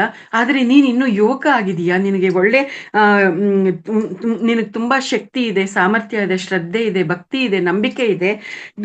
ನನ್ನ ಬದಲು ನೀನ್ ಹೋಗ್ತೀನಿ ಅಂದ್ರೂ ಕೂಡ ನಿನ್ನನ್ನೇ ಕಳಿಸ್ಕೊಡ್ತೀನಿ. ನೀನ್ ಕೂಡ ಹೋಗಿ ಈ ಒಂದು ಮುಕ್ತಿಗಾಗಿ ಪ್ರಯತ್ನ ಮಾಡ್ಬೋದು. ನೀನು ಆ ರೀತಿಯಾಗಿ ಪ್ರಯತ್ನ ಮಾಡಿ ನನ್ನ ಒಂದು ಮುಕ್ತಿಗೋಸ್ಕರನು ನೀನು ಪ್ರಾರ್ಥನೆ ಮಾಡು. ಆ ರೀತಿಯಾಗಿ ನೀನ್ ಮಾಡ್ತೀನಿ ಅಂದ್ರೆ ನಾನು ನಿನ್ನನ್ನು ಕಳಿಸ್ಕೊಡ್ತೀನಿ ಅಂತ ಅಂದ್ಬಿಟ್ಟು ಹೇಳ್ತಾರೆ ಮಾಸ್ಟರ್ಸ್. ನೋಡ್ರಿ ಇಲ್ಲಿ ಹೇಗಿದೆ ಅಂತ, ಯದ್ಭಾವಂ ತದ್ಭವತಿ. ನಾವ್ ಏನ್ ಬೇಕು ಅಂತ ನಾವು ಪ್ರಯತ್ನ ಮಾಡ್ತಾ ಇರ್ತೀವಿ. What you are seeking is seeking you ಅಂತ ಹೇಳ್ತಾರಲ್ಲ, ಅದು ಸುಮ್ಮನೆ ಹೇಳಿರುವಂತದ್ದ ಮಾಸ್ಟರ್ಸ್. ಇಲ್ಲಿ ಮಿಲಾರೇಪರ್ ಅವರು ಏನ್ ಬೇಕು ಅಂತ ಅಲ್ಲಿ ಅವರು ಪ್ರಯತ್ನ ಮಾಡ್ತಾ ಇದ್ದಾರೆ. ಅದೇ ರೀತಿಯಾಗಿ ನೋಡಿ ಲಾಮರವರು ಅದನ್ನೇ ಅವ್ರಿಗೆ ಹೇಳ್ತಾ ಇದ್ದಾರೆ. ರೋಗಿ ಬಯಸಿದ್ದು ಹಾಲು ಅನ್ನ, ವೈದ್ಯರು ಹೇಳಿದ್ದು ಕೂಡ ಹಾಲು ಅನ್ನ. ಆ ರೀತಿಯಾಗಿ ಮಿಲಾರೇಪರ್ ಅವರ ಅಂತರಂಗದಲ್ಲಿ ಏನ್ ಬೇಕು ಅಂತ ತುಡಿತಾ ಇತ್ತು, ಆ ಒಂದು ತುಡಿತಕ್ಕೆ ಅನುಗುಣವಾಗಿ ಅಲ್ಲಿ ಗುರುಗಳು ನೀನೇ ಹೋಗು, ಬೇಕಾಗಿದ್ರೆ ಕಳಿಸ್ಕೊಡ್ತೀನಿ ಅನ್ನುವಂತ ಮಾತನ್ನ ಹೇಳಿದಾಗ ಕೂಡ್ಲೇ ಮಿಲಾರೇಪರ್ ಅವರು ನಾನು ಹೋಗೋದಿಕ್ಕೆ ತಯಾರಿದ್ದೀನಿ ಗುರುಗಳೇ, ನನ್ನನ್ನ ಕಳಿಸ್ಕೊಡಿ, ನಾನು ಆ ರೀತಿಯಾಗಿ ಸಾಧನೆ ಮಾಡೋದಿಕ್ಕೆ ನಾನು ಸಿದ್ಧವಾಗಿದ್ದೀನಿ ಅಂತ ಅಂದ್ಬಿಟ್ಟು ಹೇಳ್ತಾರೆ. ಆಗ ಅವರು ತುಂಬಾ ಸಂತೋಷ ಪಡ್ತಾರೆ.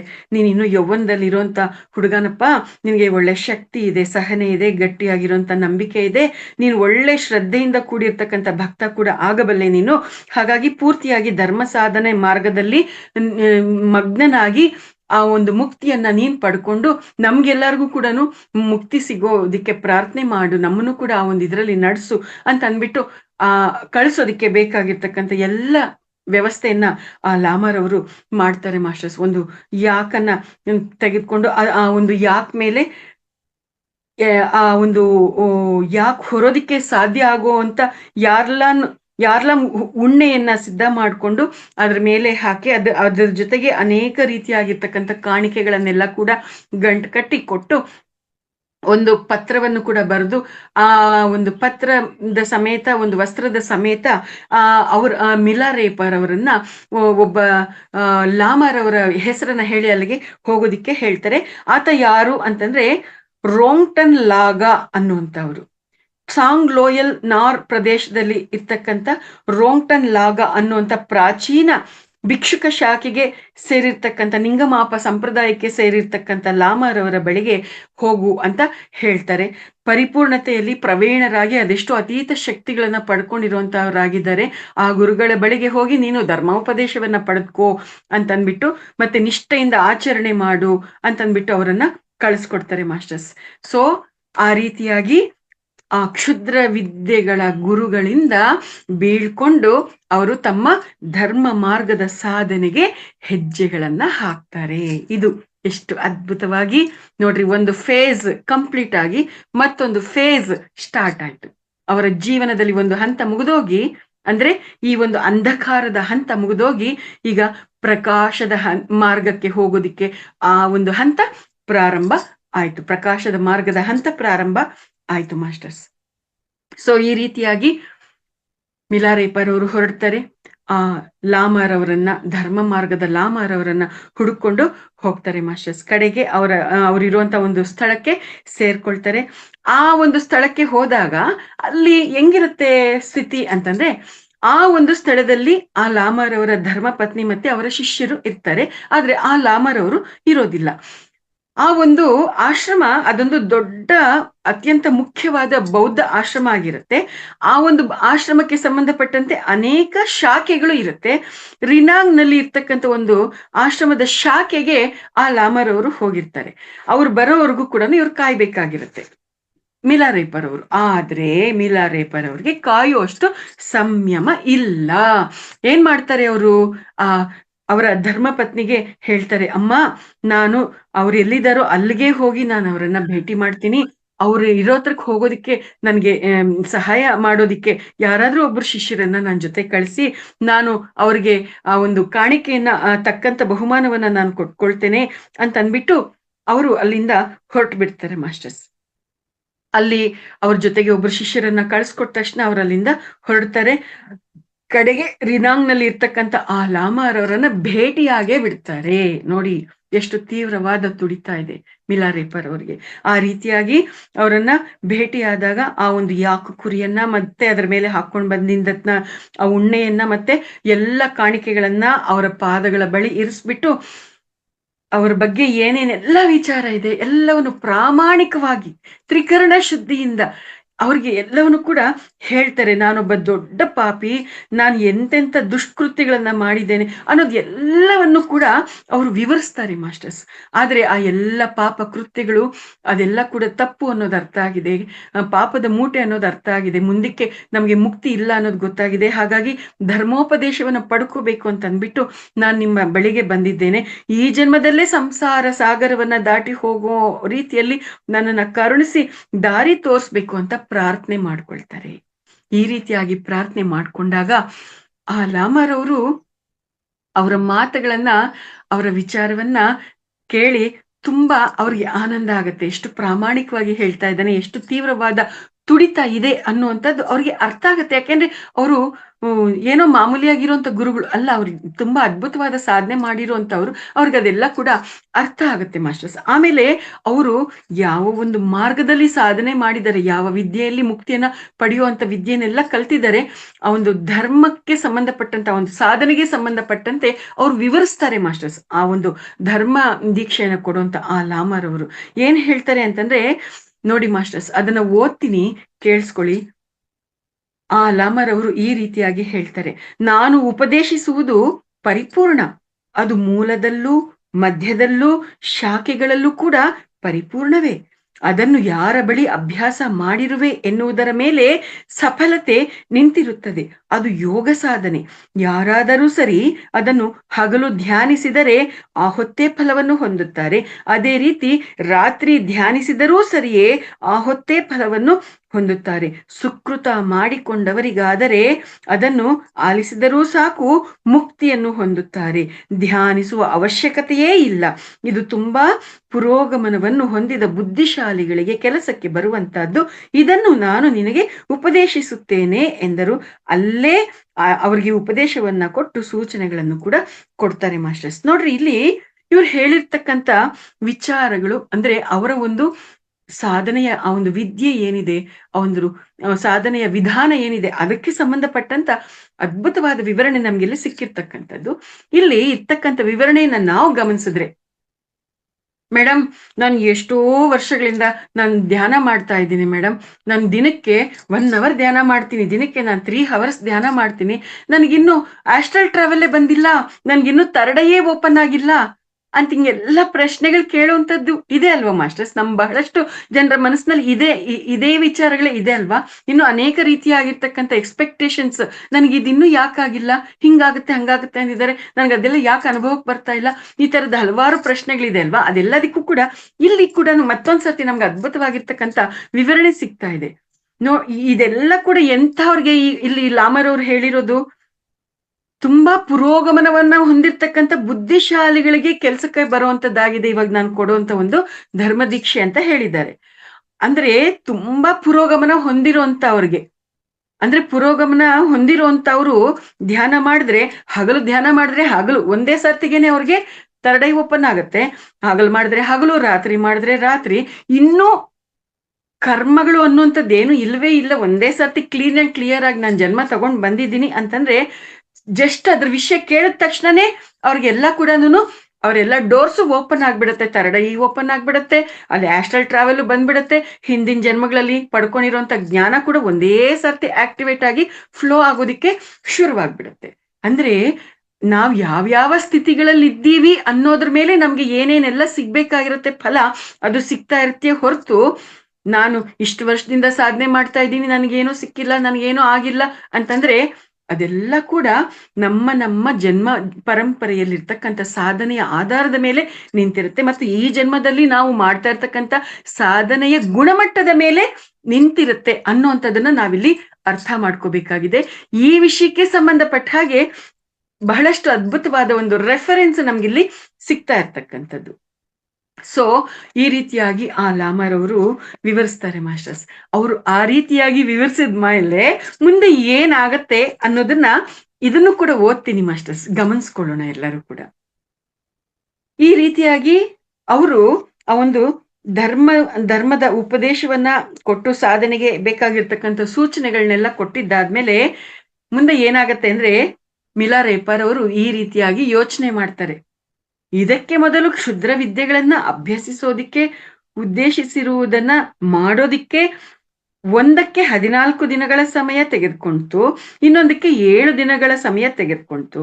ಆದ್ರೆ ಇಲ್ಲಿ ಉಪದೇಶದಿಂದ ಹಗಲಾದ್ರೂ ಸರಿ, ರಾತ್ರಿ ಆದ್ರೂ ಸರಿ, ಯಾವಾಗ್ಲಾದ್ರೂ ಸರಿ ಧ್ಯಾನ ಮಾಡದೇ ಇದ್ರು, ಧ್ಯಾನ ಮಾಡಿದ್ರೆ ಸಾಕು ಮುಕ್ತಿಯನ್ನ ಪಡ್ಕೊಂಡ್ಬಿಡ್ತೀವಿ. ಇನ್ನೂ ಸುಕೃತ ಇದೆ, ಕೇವಲ ಕೇಳಿಸ್ಕೊಂಡ್ರು ಸಾಕು, ನಮ್ಗೆ ಧ್ಯಾನ ಕೂಡ ಮಾಡ್ಬೇಕಾಗಿಲ್ಲ, ನಮ್ಗೆ ಮುಕ್ತಿ ಸಿಕ್ಬಿಡುತ್ತೆ. ಸೊ ಹೀಗಿರ್ಬೇಕಾದ್ರೆ ನನಗಿವಾಗ ಇದು ಸಿಕ್ಕಿದೆ ಅಂತಂದ್ರೆ ನಾನು ಪೂರ್ವ ಜನ್ಮಗಳಲ್ಲಿ ಬಹಳ ಸುಕೃತ ಮಾಡ್ಕೊಂಡಿರೋನಾಗಿದ್ದೇನೆ. ಹಾಗಾಗಿ ನಾನು ಕೂಡ ಏನು ಸಾಧನೆ ಮಾಡ್ಬೇಕಾಗಿಲ್ಲ, ನಾನು ತುಂಬಾ ಶ್ರೇಷ್ಠವಾಗಿರೋನೆ ಆಗಿದ್ದೀನಿ ಅನ್ನುವಂತ ಒಂದು ಆಲೋಚನೆಯಿಂದ, ಗರ್ವದಿಂದ ಅವರು ಧ್ಯಾನ ಕೂಡ ಮಾಡುವಂತ ಅವಶ್ಯಕತೆ ಇಲ್ಲ ಅಂತ ಭಾವಿಸಿ ಆ ಉಪದೇಶವನ್ನ ಸಾಧನೆ ಮಾಡದೆ ಆರಾಮಾಗಿ ನಿದ್ದೆ ಮಾಡ್ತಾರೆ ಮಾಸ್ಟರ್ಸ್ ಮಿಲಾರೇಪರ್ ಅವರು. ಅಂದ್ರೆ ಪುಕ್ಸಟ್ಟೆ ಸಿಗೋದಿಕ್ಕೆ, ಈಸಿಯಾಗಿ ಸಿಗೋದಿಕ್ಕೆ ಯಾವ ರೀತಿಯಾಗೂ ಕೂಡ ಬೆಲೆ ಇರೋದಿಲ್ಲ, ಅದಕ್ಕೆ ಮರ್ಯಾದೆ ಇರೋದಿಲ್ಲ, ಅದಕ್ಕೆ ಅದರಲ್ಲಿ ಯಾವುದೇ ರೀತಿಯಾಗಿರ್ತಕ್ಕಂಥ ರುಚಿ ಇರೋದಿಲ್ಲ ಅನ್ನುವಂಥದ್ದು ಇದೆ ಅಲ್ವಾ ವಿಚಾರ. ಆ ಒಂದು ವಿಚಾರಕ್ಕೆ ಇದು ಪುರಾವೆಯಾಗಿದೆ ಮಾಸ್ಟರ್ಸ್. ನೋಡ್ರಿ, ಇದಕ್ಕೆ ಸಂಬಂಧಪಟ್ಟಂಗೆ ಇನ್ನೊಂದಷ್ಟು ವಿಚಾರಗಳನ್ನ ನಾವು ಮಾತಾಡೋಣ ಮಾಸ್ಟರ್ಸ್. ಈ ಆನಾಪಾನಸತಿ ಅನ್ನುವಂಥದ್ದು, ಈ ಸಾಧನೆ ಮಾರ್ಗ ಅನ್ನುವಂಥದ್ದನ್ನ ಪತ್ರಿಜಿಯವರು ನಮ್ಗೆ ಫ್ರೀ ಆಗಿ ಕೊಟ್ಬಿಟ್ಟಿದ್ದಾರೆ. ನಮ್ಮ ಭಾರತ ದೇಶದ ಮಣ್ಣಿನಲ್ಲಿ ಒಂದು ಧರ್ಮ ಇದೆ ಮಾಸ್ಟರ್ಸ್. ಜ್ಞಾನವನ್ನ ಯಾವುದೇ ರೀತಿಯಾಗಿರ್ತಕ್ಕಂಥ ಒಂದು ಜ್ಞಾನವನ್ನಾಗಿರ್ಬೋದು, ಒಂದು ಚಿಕಿತ್ಸೆಯನ್ನ, ವೈದ್ಯಕೀಯ ಉಪಚಾರವನ್ನಾಗಿರ್ಬೋದು, ಇದು ಯಾವುದನ್ನು ಕೂಡ, ಮತ್ತೆ ಆಹಾರ, ಜ್ಞಾನ, ವೈದ್ಯಕೀಯ ಮತ್ತೆ ಆಹಾರ, ಇದನ್ನ ನಾವು ದುಡ್ಡು ಕೊಟ್ಟು ದುಡ್ಡಿಗೆ ಮಾರಾಟ ಮಾಡಬಾರ್ದು ಅನ್ನುವಂಥದ್ದು ನಮ್ಮ ಭಾರತೀಯ ತತ್ವದ ಒಂದು ತಾತ್ವಿಕ ನೆಲೆಯ ಒಂದು ವಿಚಾರ ಮಾಸ್ಟರ್ಸ್. ಆದ್ರೆ ಇವಾಗ ಎಲ್ಲವೂ ಕೂಡ ಕಮರ್ಷಿಯಲ್ಲೇ ಆಗೋಗಿದೆ. ಆದ್ರೆ ನಮ್ಮ ಪತ್ರಿಜಿಯವರು ಈ ಒಂದು ನಮ್ಮ ಭಾರತೀಯ ತಾತ್ವಿಕ ವಿಚಾರ ಏನಿದೆ, ಜ್ಞಾನವನ್ನ ಮಾರಾಟ ಮಾಡುವಂಥದ್ದಲ್ಲ ಅನ್ನುವಂಥದ್ದೇನಿದೆ, ಅದಕ್ಕೆ ಅನುಗುಣವಾಗಿನೇ ಫ್ರೀ ಆಗಿ ನಮ್ಗೆ ಈ ಒಂದು ವಿದ್ಯೆಯನ್ನ ನಮ್ಗೆ ಕಲಿಸಿದ್ದಾರೆ, ಧ್ಯಾನ ಮಾಡುವಂತ ಸಾಧನೆಯ ಮಾರ್ಗವನ್ನ ನಮ್ಗೆ ಕೊಟ್ಟಿದ್ದಾರೆ. ಆದ್ರೆ ಅದು ಬಹಳ ಸುಲಭವಾಗಿ ಅವ್ರು ನಮ್ಗೆ ಕೊಟ್ಟಿರೋದ್ರಿಂದ ಈ ಮಾರ್ಗದಲ್ಲಿ ನಡೀತಾ ಇರೋಂಥವ್ರು ಬಹಳಷ್ಟು ಜನಕ್ಕೂ ಕೂಡ ಇದ್ರ ಬೆಲೆ ಅರ್ಥ ಆಗ್ತಾ ಇಲ್ಲ, ಇದರ ಪ್ರಾಮುಖ್ಯತೆ ಅರ್ಥ ಆಗ್ತಾ ಇಲ್ಲ. ಇದನ್ನ ತುಂಬಾ ಸದರವಾಗಿ ನೋಡುವಂಥದ್ದು, ನೆಗ್ಲೆಕ್ಟ್ ಮಾಡುವಂಥದ್ದು, ಇರ್ಲಿ ಬಿಡು, ಇವತ್ತಲ್ಲ ನಾಳೆ ಮಾಡೋಣ ಬಿಡು, ಆಮೇಲೆ ಮಾಡೋಣ ಬಿಡು, ಈ ರೀತಿಯಾಗಿರ್ತಕ್ಕಂಥ ಸ್ಥಿತಿಗಳಲ್ಲಿ ಮತ್ತೆ ಇದರಲ್ಲಿ ಉಸಿರಾಟ ಗಮನಿಸ್ಬಿಟ್ರೆ ಇದೇನ್ ದೊಡ್ಡದಾ ಅನ್ನೋಂಥ ರೀತಿಯಲ್ಲಿ ಅದನ್ನ ಕೀಳಾಗಿ ನೋಡುವಂಥದ್ದು, ಅದ್ರ ಬಗ್ಗೆ ಆ ರೀತಿಯಾಗಿ ಅಸಡ್ಡೆಯಿಂದ ಇರುವಂಥದ್ದು ಕೂಡ ನಡೀತಾ ಇದೆ ಮಾಸ್ಟರ್ಸ್. ಆದ್ರೆ ಈ ಒಂದು ಉಸಿರಿನಲ್ಲೇ ಎಲ್ಲಾ ರಹಸ್ಯ ಇದೆ ಅನ್ನುವಂಥದ್ದು ಆಳವಾಗಿರ್ತಕ್ಕಂಥ ಸತ್ಯ ಮಾಸ್ಟರ್ಸ್. ಪತ್ರಿಜಿಯವರು ಈ ಮಾರ್ಗವನ್ನ ಕೊಟ್ಟಿದ್ದಾರೆ ಅಂತಂದ್ರೆ ಅವರು ಈ ಮಾರ್ಗದಲ್ಲಿ ಅದೆಷ್ಟೋ ಸಾವಿರಾರು ವರ್ಷಗಳು ಸಾಧನೆ ಮಾಡಿ ಮಾಡಿ ಮಾಡಿ ಮಾಡಿ ಮತ್ತೆ ಬೇರೆ ಬೇರೆ ಮಾರ್ಗಗಳೆಲ್ಲದರಲ್ಲೂ ಕೂಡ ಸಾಧನೆ ಮಾಡಿ ಎಲ್ಲದರಲ್ಲೂ ಅತ್ಯಂತ ಸುಲಭವಾದ ಸರಳವಾದ ಮಾರ್ಗ ಇದು ಅನ್ನೋದನ್ನ ಅವ್ರು ಅರ್ಥ ಮಾಡ್ಕೊಂಡು, ಈಗಿರ್ತಕ್ಕಂಥ ಆಧುನಿಕ ಮನಸ್ಸುಗಳಿಗೆ ಈ ಮಾರ್ಗವನ್ನ ಕೊಟ್ರೆ ಇವ್ರು ಬಹಳ ಬೇಗ ಈ ಒಂದು ಮಾರ್ಗಕ್ಕೆ ಸಾಧನೆಗೆ ಬರೋದಿಕ್ಕೆ ಅವಕಾಶ ಆಗತ್ತೆ, ಯಾವುದೇ ನಿರ್ಬಂಧಗಳಿಲ್ಲದೆ ಬರೋದಿಕ್ಕೆ ಅವಕಾಶ ಆಗತ್ತೆ ಅಂತ ಮಾಡ್ರನ್ ಯೋಗೀಶ್ವರನಾಗಿ ಬಂದು ನಮ್ಗೆ ಇದೆಲ್ಲವನ್ನು ಕೂಡ ಪತ್ರಿಜಿಯವರು ಕೊಟ್ಟಿರ್ತಕ್ಕಂಥದ್ದು. ಮಾಡ್ರನ್ ಮೈಂಡ್ ನ ಅರ್ಥ ಮಾಡ್ಕೊಂಡು ಮಾಡ್ರನ್ ಯೋಗೀಶ್ವರನಾಗೇನೆ ಅವ್ರ ಅವತಾರವನ್ನ ಧರಿಸಿ ಬಂದಿರ್ತಕ್ಕಂಥದ್ದು, ಕೊಟ್ಟಿರ್ತಕ್ಕಂಥದ್ದು. ಆದ್ರೆ ಎಷ್ಟು ಜನಕ್ಕೆ ಇದರ ಒಂದು ಬೆಲೆ ಅರ್ಥ ಆಗಿದೆ ಅನ್ನೋದು ನಮ್ಮನ್ನ ನಾವು ಪರೀಕ್ಷೆ ಮಾಡ್ಕೊಂಡು, ನಮ್ಮನ್ನ ನಾವು ವಿಶ್ಲೇಷಣೆ ಮಾಡ್ಕೊಂಡು ಅರ್ಥ ಮಾಡ್ಕೋಬೇಕಾಗಿದೆ ಮಾಸ್ಟರ್ಸ್. ಸೊ ಈ ಒಂದು ಪುಕ್ಸಟ್ಟೆ ಕೊಟ್ರೆ ಯಾರಿಗೂ ಅದ್ರ ಬೆಲೆ ಗೊತ್ತಾಗಲ್ಲ ಅಂತಾನೆ ಕೆಲವರೆಲ್ಲರೂ ಕೂಡ ಕೆಲವೆಲ್ಲ ದೀಕ್ಷೆಗಳು ಸಾಧನೆಗಳು ಕೊಡ್ಬೇಕಾದ್ರೆ ಹಣವನ್ನ, ಗುರುದಕ್ಷಿಣೆಯನ್ನ ಅಲ್ಲಿ ನಿರೀಕ್ಷೆ ಮಾಡುವಂಥದ್ದು ಕೂಡ ಕೆಲವು ಪದ್ಧತಿಗಳಿಗೆ ಕೊಟ್ಟಿದ್ದಾರೆ ಮಾಸ್ಟರ್ಸ್. ಸೊ ಅದು ತಪ್ಪು ಅಂತ ಯಾವುದನ್ನು ನಾವು ತಪ್ಪು ಅಂತ ಹೇಳೋಂಗಿಲ್ಲ ಮಾಸ್ಟರ್ಸ್. ಅವರವರ ಧರ್ಮ, ಅವರವರ ಮನೋಭಾವ. ಆದ್ರೆ ಮೂಲ ತತ್ವ ಅನ್ನುವಂಥದ್ದಕ್ಕೆ ಅನುಗುಣವಾಗಿ ಪತ್ರಿಜಿಯವರು ನಮ್ಗೆ ಇದನ್ನ ಕೊಟ್ಟಿರ್ತಕ್ಕಂಥದ್ದು. ಸೊ ಹಾಗಾಗಿ no comments, no complaints, no judgments. ಯಾರು ಯಾವ ರೀತಿಯಾಗಿ ಭಾವಿಸ್ತಾರೋ, ಯಾರಿಗೆ ಹೆಂಗ್ ಮಾಡ್ಬೇಕು ಅನ್ಸುತ್ತೋ ಆ ರೀತಿಯಾಗಿ ಅದನ್ನೆಲ್ಲ ಅವರು ಕೊಡ್ತಾ ಬಂದಿರುವಂತದ್ದು. ಎಸ್ ಮಾಸ್ಟರ್ಸ್, ಈ ರೀತಿಯಾಗಿ ಮಿಲಾರೇಪರ್ ಅವರು ಏನನ್ನೂ ಕೂಡ ಸಾಧನೆ ಮಾಡದೆ ಆರಾಮವಾಗಿ ನಿದ್ದೆ ಮಾಡ್ತಾರೆ ಮಾಸ್ಟರ್ಸ್. ಆ ರೀತಿಯಾಗಿ ನಿದ್ದೆ ಮಾಡಿದ್ದಾದ್ಮೇಲೆ ಅದೇ ರೀತಿಯಾಗಿ ಇದ್ಬಿಡ್ತಾರೆ. ಅವರು ನಿದ್ದೆ ಮಾಡ್ತಾ ಆರಾಮಾಗಿ ತಿಂದ್ಕೊಂಡು ಇರ್ತಾರೆ. ಆದ್ರೆ ಒಂದಷ್ಟು ದಿನ ಆದ್ಮೇಲೆ ಆ ಒಂದು ಧರ್ಮೋಪದೇಶವನ್ನ ನೀಡಿರ್ತಕ್ಕಂಥ ಆ ಲಾಮಾರವರು ಮಿಲಾರೇಪರ್ ಅವರ ಬಳಿಗೆ ಬರ್ತಾರೆ. ಬಂದ್ಬಿಟ್ಟು ಅವರಲ್ಲಿ ಯಾವುದೇ ರೀತಿಯಾಗಿರ್ತಕ್ಕಂಥ ಪ್ರೋಗ್ರೆಸ್ ಇರೋದಿಲ್ಲ. ಅದನ್ನ ಗಮನಿಸ್ತಾರೆ. ಗಮನಿಸಿದಾಗ ಅವ್ರು ಹೇಳ್ತಾರೆ, ನೋಡಪ್ಪ, ನೀನ್ ಏನ್ ನಾನು ಪಾಪ ಮಾಡಿದ್ದೀನಿ ಅಂತ ಹೇಳ್ದೆ, ಆ ಒಂದು ಮಾತಿಗೆ ಅನುಗುಣವಾಗಿ ನಿಜವಾಗ್ಲೂ ತುಂಬಾ ಪಾಪಿಷ್ಟೇನೆ ಆಗಿದೆಯೇ, ಪಾಪಾತ್ಮನೇ ಆಗಿದೆಯೇ ನೀನು ಹೇಳಿದ್ದೆಲ್ಲ ಕೂಡ ನಿಜ. ನಾನು ನಿನಗೆ ಈ ಒಂದು ಉಪದೇಶವನ್ನ ಕೊಡೋಕೆ ಮೊದಲು ನಾನು ಇದ್ರ ಬಗ್ಗೆ ನಿನಗೆ ಏನೆಲ್ಲ ಹೇಳಿದ್ದೀನಿ ಅದನ್ನ ನಿನಗೆ ಹೇಳೋ ನಿನಗೆ ಎಷ್ಟು ಹೇಳ್ಬೇಕಾಗಿತ್ತೋ ಅಷ್ಟಕ್ಕಿಂತಲೂ ಹೆಚ್ಚಾಗೆ ಹೇಳಿದ್ದೀನಿ ಅನ್ನೋದು ನನಗೆ ಅರ್ಥ ಆಗಿದೆ. ನಾನು ವಿಶೇಷವಾಗಿ ಅದನ್ನ ಹೊಗಳಿರೋದ್ರಿಂದ ನೋಡು, ಇವತ್ತು ನೀನು ಈ ಸ್ಥಿತಿಯಲ್ಲಿ ಇದೀಯಾ. ಈಗ ನಾನಾಗ್ಲಿ ನಾನ್ ಕೊಟ್ಟಿರುವಂತ ಈ ಮಾರ್ಗ ಆಗ್ಲಿ ನಿನಗೆ ಸರಿ ಹೋಗುವಂತದ್ದು ಅಲ್ಲ. ನಿನ್ನ ಈ ಒಂದು ಇದಕ್ಕೆ ಲೋಬ್ರಾಕ್ ಪ್ರದೇಶದಲ್ಲಿ ಡೋಲಂಗ್ ಅನ್ನುವಂತ ಒಂದು ಆಶ್ರಮ ಇದೆ. ಆ ಆಶ್ರಮದಲ್ಲಿ ಋಷಿ ನರೋಪಾರವರ ಮುಖ್ಯ ಶಿಷ್ಯರಾಗಿರ್ತಕ್ಕಂಥ ಒಬ್ರು ಗುರುಗಳಿದ್ದಾರೆ. ಅವರು ನಿನಗೆ ಸರಿಯಾಗುವಂತವ್ರು. ನೀನು ಆ ಗುರುಗಳ ಅವರ ಬಳಿಗೆ ಹೋಗು. ಅವ್ರೆಂತವ್ರು ಅಂತಂದ್ರೆ ಗುರುಗಳಿಗೆ ಗುರುಗಳು, ಉಪದೇಶಕರಿಗೆ ಉಪದೇಶಕ, ಅನುವಾದಕರಿಗೆ ಮಹಾಚಕ್ರವರ್ತಿ, ಮತ್ತೆ ತಾಂತ್ರಿಕ ವಿದ್ಯೆಗಳಲ್ಲಿ ಅನನ್ಯ ಅಸಾಮಾನ್ಯ. 3 ಲೋಕಗಳಲ್ಲಿ ಆತನಿಗೆ ಸರಿಸಾಟಿ ಇಲ್ಲ. ಆತನ ಹೆಸರು ಮಾರ್ಪ ಅಂತ. ಆತನಿಗೂ ನಿನ್ಗೂ ಪೂರ್ವ ಜನ್ಮಗಳ ಕರ್ಮ ಸಂಬಂಧ ಇದೆ. ಹಾಗಾಗಿ ನೀನು ಅವ್ರ ಹತ್ರಕ್ಕೆ ಹೋಗಿನೇ ನೀನು ಈ ಒಂದು ಸಾಧನೆ ಮಾಡ್ಬೇಕಪ್ಪ. ನಾನಾಗ್ಲಿ ನನ್ನ ಮಾರ್ಗ ಆಗ್ಲಿ ನಿನಗೆ ಸೂಟ್ ಆಗಲ್ಲ ಅಂತಂದ್ಬಿಟ್ಟು ಹೇಳ್ತಾರೆ ಮಾಸ್ಟರ್ಸ್. ನೋಡ್ರಿ ಮಾಸ್ಟರ್ಸ್, ಇಲ್ಲಿ ಈ ಮಾತನ್ನ ಆ ಲಾಮರ್ ಅವ್ರು ಹೇಳ್ತಾ ಇದ್ದಂಗೆನೆ ಇಲ್ಲಿ ಮಾರ್ಪ ರವರ ಹೆಸರನ್ನ ಕೇಳಿದ್ರಲ್ವಾ ಮಿಲಾರೇಪರ್ ಅವರು, ಆ ಒಂದು ಹೆಸರನ್ನ ಕೇಳ್ತಾ ಇದ್ದಂಗೆನೆ ಅವ್ರ ಮೈಯೆಲ್ಲ ಪುಳಕಿತವಾಗತ್ತೆ ಮಾಸ್ಟರ್ಸ್, ರೋಮಾಂಚನ ಆಗತ್ತೆ, ಮನಸ್ಸು ಪುಳಕಿತವಾಗತ್ತೆ, ಶರೀರದಲ್ಲಿ ಎಲ್ಲ ರೋಮಾಂಚನ ಆಗತ್ತೆ. ಅಯಾಚಿತವಾಗಿ ಅಪ್ರಯತ್ನವಾಗಿ ಮಿಲಾರೇಪರ್ ಅವರ ಕಣ್ಣುಗಳಲ್ಲಿ ಕಣ್ಣೀರು ಧಾರಾಕಾರವಾಗಿ ಮಹದಾನಂದದಿಂದ ಉದ್ರೇಕದಿಂದ ಆ ಕಣ್ಣೀರು ಸುರಿಯುತ್ತೆ ಮಾಸ್ಟರ್ಸ್. ಅವ್ರ ಬಗ್ಗೆ ಎಷ್ಟೋ ನಂಬಿಕೆ ವಿಜೃಂಭಿಸುತ್ತೆ ಮಾಸ್ಟರ್ಸ್. ಹಾಗೇನೆ ಮತ್ತೆ ಆ ರೀತಿಯಾಗಿರ್ತಕ್ಕಂಥ ಸ್ಥಿತಿಯಲ್ಲಿ ಅವರು ಇದ್ದಾಗ ಮತ್ತೆ ಅವ್ರ ಪ್ರಜ್ಞೆ ಬಂದ್ಮೇಲೆ, ಆ ಒಂದು ಎಚ್ಚರಿಕೆ ಸ್ಥಿತಿಗೆ ಬಂದ್ಮೇಲೆ ಅವ್ರಿಗೆ ಮತ್ತೆ ಯಾವ ರೀತಿಯಾಗಿ ಅವರು ಯೋಚನೆ ಮಾಡ್ತಾರೆ ಅಂತಂದ್ರೆ, ನನ್ನ ಈಗ ಜೀವನದ ಲಕ್ಷ್ಯ ಒಂದೇ, ನಾನು ನನ್ನ ಈ ಸದ್ಗುರುಗಳನ್ನ ಭೇಟಿ ಆಗ್ಬೇಕು, ನಾನು ಅವರ ದರ್ಶನವನ್ನ ಪಡ್ಕೋಬೇಕು, ನಾನು ಅವರ ಹತ್ರ ಸಾಧನೆಯ ಉಪದೇಶ ದೀಕ್ಷೆಯನ್ನ ಪಡ್ಕೋಬೇಕು, ನಾನು ಸಾಧನೆ ಮಾಡ್ಬೇಕು, ನನ್ನ ಕರ್ಮಗಳನ್ನ ಪ್ರಕ್ಷಾಳನೆ ಮಾಡ್ಕೋಬೇಕು, ನನಗೆ ಧರ್ಮೋಪದೇಶ ಬೇಕು, ನನ್ನ ಕರ್ಮಗಳನ್ನ ಪ್ರಕ್ಷಾಳನೆ ಮಾಡ್ಕೋಬೇಕು, ಮುಕ್ತಿಯನ್ನ ಪಡ್ಕೋಬೇಕು, ನನ್ನ ಗುರುವನ್ನ ಭೇಟಿ ಮಾಡ್ಬೇಕು, ನನ್ನ ಗುರುಗಳನ್ನ ಭೇಟಿ ಮಾಡ್ಬೇಕು. ಇಷ್ಟು ಬಿಟ್ರೆ ಅವರ ಮನಸ್ಸಿನಲ್ಲಿ ಇನ್ನೇನು ಇರೋದಿಲ್ಲ ಮಾಸ್ಟರ್ಸ್. ಹಾಗೆ ತಯಾರಾಗ್ಬಿಡ್ತಾರೆ. ಅಷ್ಟು ಶ್ರದ್ಧೆ ಭಕ್ತಿ ವ್ಯಕ್ತಪಡಿಸೋದಕ್ಕೆ ಆಗದೆ ಇರ್ತಕ್ಕಂಥ ಅನುಭೂತಿಯ ಆ ಒಂದು ಸ್ಥಿತಿಯಲ್ಲಿ ಅವರು ತಯಾರಾಗ್ಬಿಡ್ತಾರೆ ಮಾಸ್ಟರ್ಸ್. ಇದು ಮಾಸ್ಟರ್ಸ್. ಮತ್ತೆ ಇಲ್ಲಿ ಮಾರ್ಪರ್ ಅವರ ಬಗ್ಗೆ ಒಂದಷ್ಟು ವಿಚಾರಗಳು ನಮ್ಗಿಲ್ಲಿ ಸಿಗುತ್ತೆ ಮಾಸ್ಟರ್ಸ್. ಸದ್ಗುರುಗಳಾದ ಮಾರ್ಪರ್ ಅವರು ಸಂಸ್ಕೃತ ಭಾಷೆಯಲ್ಲಿರುವ ತಾಂತ್ರಿಕ ಮತ್ತೆ ಆಧ್ಯಾತ್ಮಿಕ ಮತ್ತು ಧರ್ಮ ಗ್ರಂಥಗಳನ್ನ ಟಿಬೇಟ್ ಭಾಷೆಗೆ ಅನುವಾದ ಮಾಡಿರುವಂತವ್ರು. ಆದ್ದರಿಂದನೇ ಅವರನ್ನ ಅನುವಾದಕ ಮಾರ್ಪ ಅಂತ ಕರೆಯುವಂಥದ್ದು. ಅವರು ಆ ರೀತಿಯಾಗಿ ಕೂಡ ಪ್ರಸಿದ್ಧವಾಗಿರ್ತಕ್ಕಂಥದ್ದು. ಇವರು ಭಾರತ ದೇಶದ ಹಿಮಾಲಯದಲ್ಲಿ ಇರ್ತಕ್ಕಂಥ, ನೋಡ್ರಿ, ಭಾರತ ದೇಶದ ಋಷಿ ನರೋಪ ಅವರ ಮುಖ್ಯ ಶಿಷ್ಯರಾಗಿರ್ತಾರೆ ಇವರು. ಅಂದ್ರೆ ಮಾಸ್ಟರ್ಸ್, ಇಲ್ಲಿ ಒಂದು ವಿಷಯವನ್ನ ನಾವು ಗಮನಿಸೋಣ ಮಾಸ್ಟರ್ಸ್. ಇಲ್ಲಿ ನನ್ ಮಾತು ಕೇಳಿಸ್ತಾ ಇದೆಯಾ? ಸಿಗ್ನಲ್ ಕರೆಕ್ಟ್ ಆಗಿದೆಯಾ? ಯಾರಾದ್ರೂ ಪ್ಲೀಸ್ ಕನ್ಫರ್ಮ್ ಮಾಡಿ. ಕೇಳ್ತಾ ಇದೆ ಮೇಡಮ್, ಕೇಳ್ತಾ ಇದೆ. Okay, thank you. ಯಾಕೆಂದ್ರೆ ಸಡನ್ ಆಗಿ ಸಿಗ್ನಲ್ ಪ್ರಾಬ್ಲಮ್ ಆಯ್ತು ಅಂತ ಅನ್ನಿಸ್ತು, ಅದಕ್ಕೋಸ್ಕರ ಕನ್ಫರ್ಮೇಶನ್ ತಗೊಂಡಿದ್ದು. Thank you. ಸೊ ಮಾರ್ಪರ್ ಅವರು ಆ ಒಂದು ವಿದ್ಯೆಯನ್ನ ಕಲ್ತ್ಕೊಂಡ್ರು. ಯಾರ ಹತ್ರ ಕಲ್ತ್ಕೊಂಡ್ರು? ಭಾರತ ದೇಶದ ಒಬ್ಬ ಋಷಿಯಿಂದ, ಭಾರತ ದೇಶದ ಋಷಿಯಿಂದ. ಅಂದ್ರೆ ಆ ಋಷಿ ಯಾರು ಅಂತಂದ್ರೆ ನರೋಪ ಅಂತ ಭಾರತ ದೇಶದ ಋಷಿಯಿಂದ ಅವರು ವಿದ್ಯೆಯನ್ನ ಕಲಿತಾರೆ. ಆ ಋಷಿಯ ಮುಖ್ಯ ಶಿಷ್ಯರಾಗಿರ್ತಾರೆ ಮಾರ್ಪರ್ ಅವರು. ಭಾರತ ದೇಶದಿಂದ ಅದೆಷ್ಟೋ ತಾಂತ್ರಿಕ ಮತ್ತೆ ಆಧ್ಯಾತ್ಮಿಕ ಮತ್ತು ಧರ್ಮ ಗ್ರಂಥಗಳನ್ನ ಇವರು ಟಿಬೇಟ್ ದೇಶಕ್ಕೆ ತೆಗೆದುಕೊಂಡು ಹೋಗಿ ಅದೆಲ್ಲವನ್ನು ಕೂಡ ಅಲ್ಲಿ ಅನುವಾದ ಮಾಡುವಂಥದ್ದು. ಬೌದ್ಧ ಧರ್ಮದಲ್ಲಿ ಇವರು ವಜ್ರಯಾನ ಸಂಪ್ರದಾಯಕ್ಕೆ ಸೇರಿರುವಂತವರು. ಮತ್ತೆ ಲೋಕ ಸಿದ್ಧಿಗಳನ್ನು ಪ್ರಸಾದಿಸುವ ಶಕ್ತಿ ಮತ್ತೆ ಅರ್ಹತೆಗಳನ್ನ ಇವರು ಪಡ್ಕೊಂಡಿದ್ದಂಥವ್ರು. ಅಂತ ಒಂದು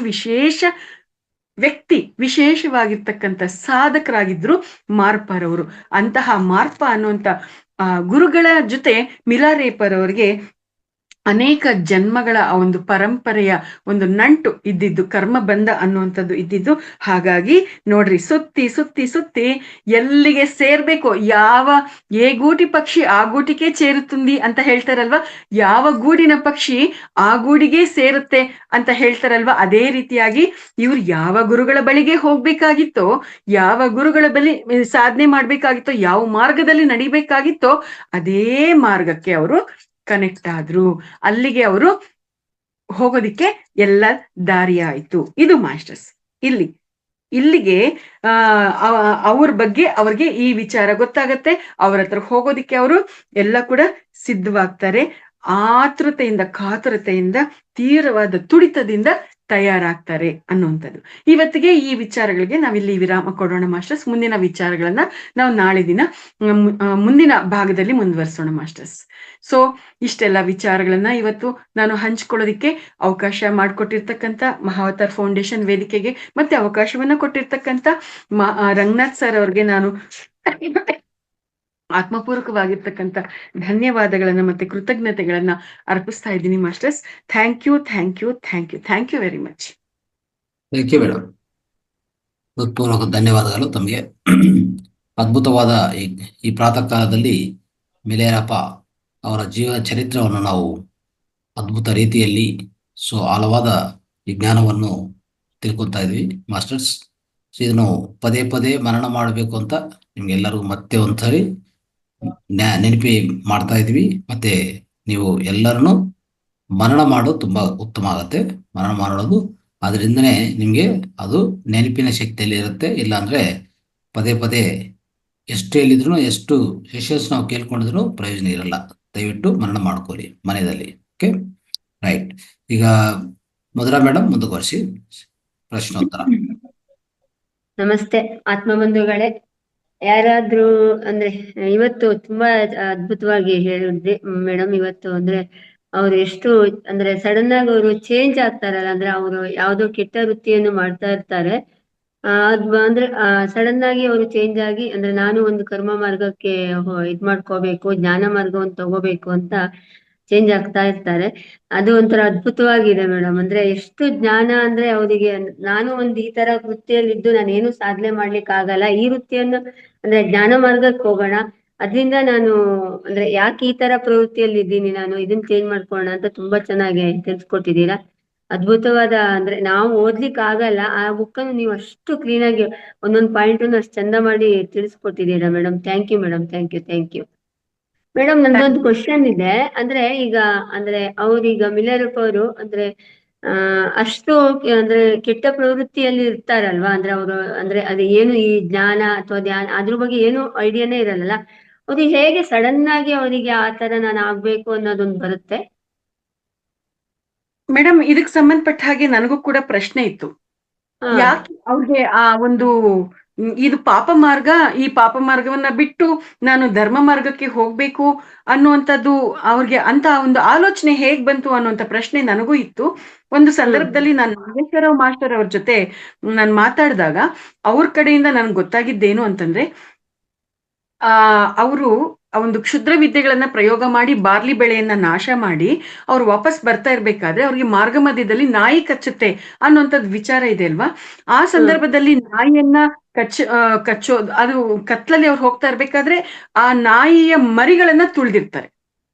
ಆ ನಾಯಿಯ ಮರಿಗಳನ್ನ ತುಳಿತಾರೆ. ಸೊ ಹಾಗಾಗಿ ಆ ಒಂದು ನಾಯಿ ಬಂದು ಅವರನ್ನ ಕಚ್ಚುತ್ತೆ ಅನ್ನುವಂಥದ್ದು ಅಲ್ಲಿರುವಂತ ವಿಚಾರ.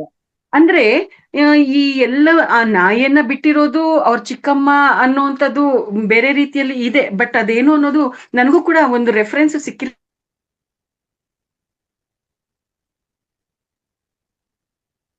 ಅನ್ನುವಂಥದ್ದು. ಮತ್ತೆ ಆ ನಾಯಿ ಬಂದು ಕಚ್ತು ಅನ್ನುವಂಥದ್ದು ಏನಿದೆ, ನಾನು ತುಳಿದಿದ್ದಕ್ಕೆ ತಾನೇ, ತಾಯಿಯಾಗಿ ಅದು ತನ್ನ ಮರಿಗಳಿಗೆ ನೋವಾಯ್ತು ಅಂತ ತಾನೇ ಅದು ಬಂದು ನನ್ನನ್ನ ಕಚ್ಚಿದ್ದು. ಇಂತಹ ಒಂದು ಆಲೋಚನೆ ಬಂದಾಗ ಅದು ಏನು ನನಗೆ ತೊಂದರೆ ಉಂಟು ಮಾಡಿದೆ ಅದು ಕರೆಕ್ಟ್ ಆಗಿ ಇದೆ ಅಲ್ವಾ ಅನ್ನುವಂಥದ್ದು ಆಲೋಚನೆ ಬಂದಾಗ ನಾನಿಂತ ಒಂದು ತುಳಿಯುವಂತ ಕೆಲಸ ಮಾಡಿರೋದು ತಪ್ಪಲ್ವಾ ಅನ್ನುವಂಥದ್ದು ಅವ್ರಿಗೆ ಎಲ್ಲೋ ಒಂದತ್ರ ಆ ರೀತಿಯಾಗಿ ರಿಯಲೈಸ್ ಆಗಿ ನಂತರ ಆ ಒಂದು ಈಗ ನಾನು ಮತ್ತೆ ಅವ್ರು ಮಾಡಿರೋಂಥ ಎಲ್ಲಾ ಕರ್ಮಗಳನ್ನು ಕೂಡ ಅವರು ವಿಶ್ಲೇಷಣೆ ಮಾಡ್ಕೊಳ್ಳುವಂಥದ್ದು, ಅವರಲ್ಲಿ ಆ ಒಂದು ಸ್ಥಿತಿ ಜಾಗೃತ ಆಯ್ತು ಅನ್ನುವಂಥದ್ದು ನನಗೆ ನಾಗೇಶ್ವರ ಮಾಸ್ಟರ್ ಅವ್ರ ಮುಖಾಂತರ ನನಗೆ ಗೊತ್ತಾಗಿರ್ತಕ್ಕಂಥದ್ದು. ಸೊ ಈ ಆ ಒಂದು ವಿಷಯ ಈ ಪುಸ್ತಕದಲ್ಲಿ ರೆಫರೆನ್ಸ್ ನನ್ಗೆ ಸಿಗ್ಲಿಲ್ಲ ಮೇಡಮ್ ಟ್ರಾನ್ಸ್ಲೇಷನ್ ಅಲ್ಲಿ. ಸೊ ಅದು ಏನಿದೆಯೋ ಮೂಲ ನಾನು ಅದನ್ನ ಅದೇ ರೀತಿಯಾಗಿ ಇಟ್ಟಿದ್ದೀನಿ. ಬಟ್ ನನ್ನ ಪ್ರಶ್ನೆಗೆ ಉತ್ತರ ಬೇಕು ಅಂತ ಅಂದಾಗ ಸರ್ ಮುಖಾಂತರ ನನಗೆ ಆ ಒಂದು ರೆಫರೆನ್ಸ್ ಸಿಕ್ಕಿದ್ದು. ಈಗ ನಿಮ್ಮ ಪ್ರಶ್ನೆಗೆ ನಾನು ಅದೇ ಉತ್ತರವನ್ನ ನಿಮ್ಗೆ ಕೊಟ್ಟಿದ್ದು. ಒಂದು ರೀತಿ ಅವ್ರು ಹೇಳಿರೋ ಪ್ರಕಾರ ಆ ರೀತಿಯಾಗಿ ಅವ್ರಿಗೆ ಪಶ್ಚಾತ್ತಾಪ ಪಡುವಂಥದ್ದು, ಪಾಪ ಪ್ರಜ್ಞೆ ಜಾಗೃತ ಆಗೋದಿಕ್ಕೆ ಇರುವಂತ ಒಂದು ಆಧಾರ ಅದು. ಆ ರೀತಿಯಾಗಿ ಇಲ್ದಿದ್ರು ಕೂಡ ನಮ್ಮ ಸಬ್ ಕಾನ್ಶಿಯಸ್ ಮೈಂಡ್ ಅಲ್ಲಿ ಇನ್ನೊಂದು ಕೋನದಲ್ಲಿ ನಾವು ಯೋಚನೆ ಮಾಡಿದ್ದೇ ಆದ್ರೆ ಯಾವಾಗ ನಾವು ಈ ಒಂದು ನಮ್ಮ ಡಿಸೈನ್ ಅಲ್ಲಿ ಒಂದು ಫೇಸ್ ಎಲ್ಲ ಕಂಪ್ಲೀಟ್ ಆದ್ಮೇಲೆ ಪರಿಪಕ್ವತೆ ಪಡ್ಕೊಂಡಿರ್ತೀವೋ ಅವಾಗ ಸಹಜವಾಗೇನೆ ನಾವು ಮುಂದಿನ ಹೆಜ್ಜೆಗಳಿಗೆ ಹೋಗ್ಬೇಕಾಗಿರೋದಕ್ಕೆ ನಮ್ಮ ಸಬ್ ಕಾನ್ಶಿಯಸ್ ಮೈಂಡ್ ಅದು ಅಂತಹ ಒಂದು ಆಲೋಚನೆಗಳು ಬರೋ ಹಾಗೆ ಮಾಡ್ತಾ ಇರುತ್ತೆ. ನಮ್ಮ ಕರ್ಮಗಳಿಗೆ ಅನುಗುಣವಾಗಿ ನಮ್ಮ ಭಾವನೆಗಳು, ನಮ್ಮ ಆಲೋಚನೆಗಳು ಇರುತ್ತೆ ಅಂತ ಹೇಳ್ತಾರಲ್ವಾ. ಸೊ ಆ ನಿಟ್ಟಿನಲ್ಲಿ ಕೂಡ ಅವ್ರಿಗೆ ಸಹಜವಾಗೇನೆ ಅಂತ ಆಲೋಚನೆ ಬರೋದಿಕ್ಕೂ ಕೂಡ ಅವಕಾಶ ಆಗಿರುತ್ತೆ.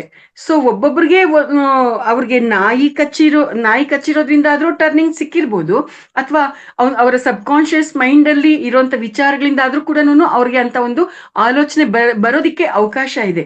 ಇವಾಗ ನಾವೆಲ್ಲರೂ ಕೂಡ ಸಂಸಾರದಲ್ಲಿ ಇದ್ದೀವಿ. ಸಂಸಾರದಲ್ಲಿ ಕಷ್ಟವನ್ನ ತೀರಾ ಹೆಣಗಾಡ್ತಾ ನನಗ್ ಸಾಕಾಗ್ಬಿಟ್ಟಿದ್ಯಪ್ಪ, ನನಗೆ ಇದು ಬೇಡ, ನನ್ಗೆ ಸೈಲೆಂಟ್ ಆಗಿರ್ಬೇಕು ಅನಿಸ್ತಾ ಇದೆ, ಇದೆಲ್ಲರಿಂದ ತಪ್ಪಿಸ್ಕೊಂಡು ಹೊಟ್ಟೋಗ್ಬೇಕು ಅನಿಸ್ತಾ ಇದೆ, ಅಥವಾ ಇದೆಲ್ಲದ್ರಲ್ಲಿ ಇದ್ಯಾವುದೋ ಅಂಟಿಸ್ಕೊಳ್ದಂಗೆ ಇರ್ಬೇಕು ಅಂತ ಅನಿಸ್ತಾ ಇದೆ ಅಂತ ನಮ್ ಒಳಗಡೆಯಿಂದ ನಮ್ಗೆ ಗೊತ್ತಿಲ್ಲದೆ ಇರ್ತಕ್ಕಂಥ ಕೆಲವೆಲ್ಲ ಸ್ಥಿತಿಗಳು ನಮ್ಮಲ್ಲಿ ಜಾಗೃತ ಆಗತ್ತಲ್ವಾ. ಆ ರೀತಿಯಾಗಿ ಕೂಡ ಆಗೋದಿಕ್ಕೆ ಅವಕಾಶ ಇದೆ ಅನ್ನೋದು ಕೂಡ ಮತ್ತೆ ಮುಂದೆ ಇನ್ನು ಸ್ವಲ್ಪ ಮುಂದುವರೆದು ಬೇರೆ ಬೇರೆ ಎಷ್ಟು ಕೋನಗಳಲ್ಲಿ ಒಬ್ಬ ಮನುಷ್ಯನ್ಗೆ ಇಂಥ ಅವಗಾಹನೆ ಬರಬಹುದು ಅನ್ನೋದಕ್ಕೆ ನನಗೆ ಅರ್ಥ ಆಗಿರ್ತಕ್ಕಂಥ ಒಂದು ವಿಚಾರ. ಸೊ ಹಾಗಾಗಿ ಮಿಲಾರೇಪರ್ ಅವ್ರಿಗೆ ಅಂತಹ ಒಂದು ಪಾಪ ಪ್ರಜ್ಞೆ ಕಾಡೋದಿಕ್ಕೆ ನಾಗೇಶ್ವರ ಸರ್ ಹೇಳಿರೋ ಪ್ರಕಾರ ಆ ರೀತಿಯಾಗೂ ಇರ್ಬೋದು, ಮತ್ತೆ ಈ ರೀತಿಯಾಗೂ ಕೂಡ ಆಗೋದಿಕ್ಕೆ ಅವಕಾಶ ಇರುತ್ತೆ ಅದಕ್ಕೆ ಪೂರಕವಾಗಿ ಅನ್ನುವಂಥದ್ದು ಇರುವಂತ ವಿಚಾರ. ಮತ್ತೆ ಇಲ್ಲಿ ಇನ್ನೂ ಒಂದು ಸೂಕ್ಷ್ಮತೆಯನ್ನ ಗಮನಿಸೋಣ. ಮಿಲಾರೇಪಾರ್ ಅವರ ಜೀವನ ಚರಿತ್ರೆಗೆ ಸಂಬಂಧಪಟ್ಟಂತೆ ನಮಗೆ 20,000 ಪುಟಗಳ ರೆಫರೆನ್ಸಸ್ ಸಿಗುತ್ತೆ ನಮ್ಗೆ. ಆ 20,000 ಪುಟಗಳಲ್ಲಿ ಪಿ ಮಣಿಕುಮಾರ್ ಅವರು ಮತ್ತೆ ಇನ್ನು ಅನೇಕರು, ಮತ್ತೆ ಅದ್ರ ಜೊತೆಗೆ ನಾಗೇಶ್ವರ ಮಾಸ್ಟರ್ ಅವರು, ಇವರೆಲ್ಲರೂ ಸೇರಿ ಬಹಳಷ್ಟು ವಿಷಯಗಳನ್ನ ಹೆಕ್ಕೆ ತೆಗೆದು ನಮ್ಮ ಮಾರ್ಗಕ್ಕೆ ಏನೆಲ್ಲ ವಿಚಾರಗಳು ಕರೆಕ್ಟ್ ಆಗಿರುತ್ತೆ ಅದೆಲ್ಲವನ್ನು ಕೂಡ ಅವರು ತಗೊಂಡು ನಮ್ಗೆ ಒಂದು ಪುಸ್ತಕದ ರೂಪದಲ್ಲಿ ಕೊಟ್ಟಿರುವಂತದ್ದು. ಸೊ ಬಹಳಷ್ಟು ವಿಚಾರಗಳನ್ನ ನಾವು ತಿಳ್ಕೊಳ್ಳೋದು ಇರುತ್ತೆ. ಕೆಲವಷ್ಟು ಕೋನಗಳಲ್ಲಿ ಮಾತ್ರ ನಮ್ಗೆ ಮಿಲಾರೇಪರ್ ಅವರ ಬಗ್ಗೆ ಈ ಪುಸ್ತಕದಲ್ಲಿ ತಿಳ್ಕೊಳಕ್ಕೆ ಸಿಕ್ಕಿರುವಂತದ್ದು ಮೇಡಮ್. ಇದು ಮೇಡಮ್ ವಿಷಯ. Thank you madam. ಏನಾಗತ್ತಂದ್ರೆ ಇದೆಲ್ಲ ಸೃಷ್ಟಿಕರ್ತದ ಅಂದ್ರೆ ಆ ನಾವು ನಾಟಕದಲ್ಲಿ ಇದೀವಲ್ಲ, ಅವರ ಡ್ರಾಮಾ ಅಷ್ಟೇ. ಯಾವಾಗ ಏನ್ ಮಾಡ್ಬೇಕೋ ಅದು ಆಗತ್ತೆ ಅಷ್ಟೇ. ನೀವು ಎಷ್ಟೇ ಪ್ರಯತ್ನ ಮಾಡಿದ್ರು ಸ್ವಲ್ಪ ವಿಷಯಗಳು ಆಗಲ್ಲ, ನೀವೇನೇ ಪ್ರಯತ್ನ ಮಾಡಿದ್ರು ಆಗಲ್ಲ. ಸ್ವಲ್ಪ ವಿಷಯಗಳು ಹೆಂಗಿರ್ತದೆ ಅಂದ್ರೆ ಆ ಸಮಯ ಬಂದ್ರೆ ಅದು ಹೇಳ್ತಾರಲ್ಲ, ಕಾಯಿ ಅನ್ನೋದು ಫಲ ಆಗತ್ತೆ ಅಂತ. ಸೊ ಆ ಸಮಯ ಬಂದ್ರೆ ಅದು ಖಂಡಿತ ಆಗತ್ತೆ. ಅದೇ ಅಂದ್ರೆ ಗುರುಜಿ ಅವರು ಡಿಸೈನ್ ಮಾಡ್ಕೊಂಡೇ ಬಂದಿರ್ತಾರೆ, ನಾಯಿ ಕಚ್ಚಿದಾಗ್ಲೇ ಅವ್ರಿಗೆ ಇದಾಗ್ಬೇಕು ಅಂತ ಅಲ್ವಾ ಗುರುಜಿ? ನಾಯಿ ಕರ್ಸೋದು ಇಲ್ಲಾಂದ್ರೂ ಆ ಸಮಯ ಅದಾಗ್ಬೇಕಾ ಆಗತ್ತೆ, ಖಂಡಿತ ಆಗತ್ತೆ. ಇದೆಲ್ಲ ಏನಂದ್ರೆ ಆ ಬ್ಲೂ ಪ್ರಿಂಟ್ ನಮ್ಗೆ ಗೊತ್ತಿಲ್ವಲ್ಲ. ಹೌದು. ಆ ಸೃಷ್ಟಿಕರ್ತ, ಆ ಅವರೇ ಡೈರೆಕ್ಟರ್ ಅವರೇ, ಮತ್ತೆ ರಚನಾ ಅವ್ರದ್ದೇ, ಎಲ್ಲ ಅವ್ರದ್ದೇ. ಓಕೆ, ನಾವೇನಿದ್ರೆ ಇಲ್ಲಿ ಪಾತ್ರಧಾರ ಅಷ್ಟೇ. ಮಲೇರಪ್ಪನೂ ಒಂದು ಪಾತ್ರಧಾರಿ ಅಷ್ಟೇ. ಓಕೆ, ಅದೆಲ್ಲ ಅನುಭವಿಸ್ಬೇಕು. ಆ ಸಮಯದಲ್ಲಿ ಅವ್ರಿಗೆ ಜ್ಞಾನೋದಯ ಆಗಬೇಕು ಅಂತ ಖಂಡಿತವಾಗಿರತ್ತೆ.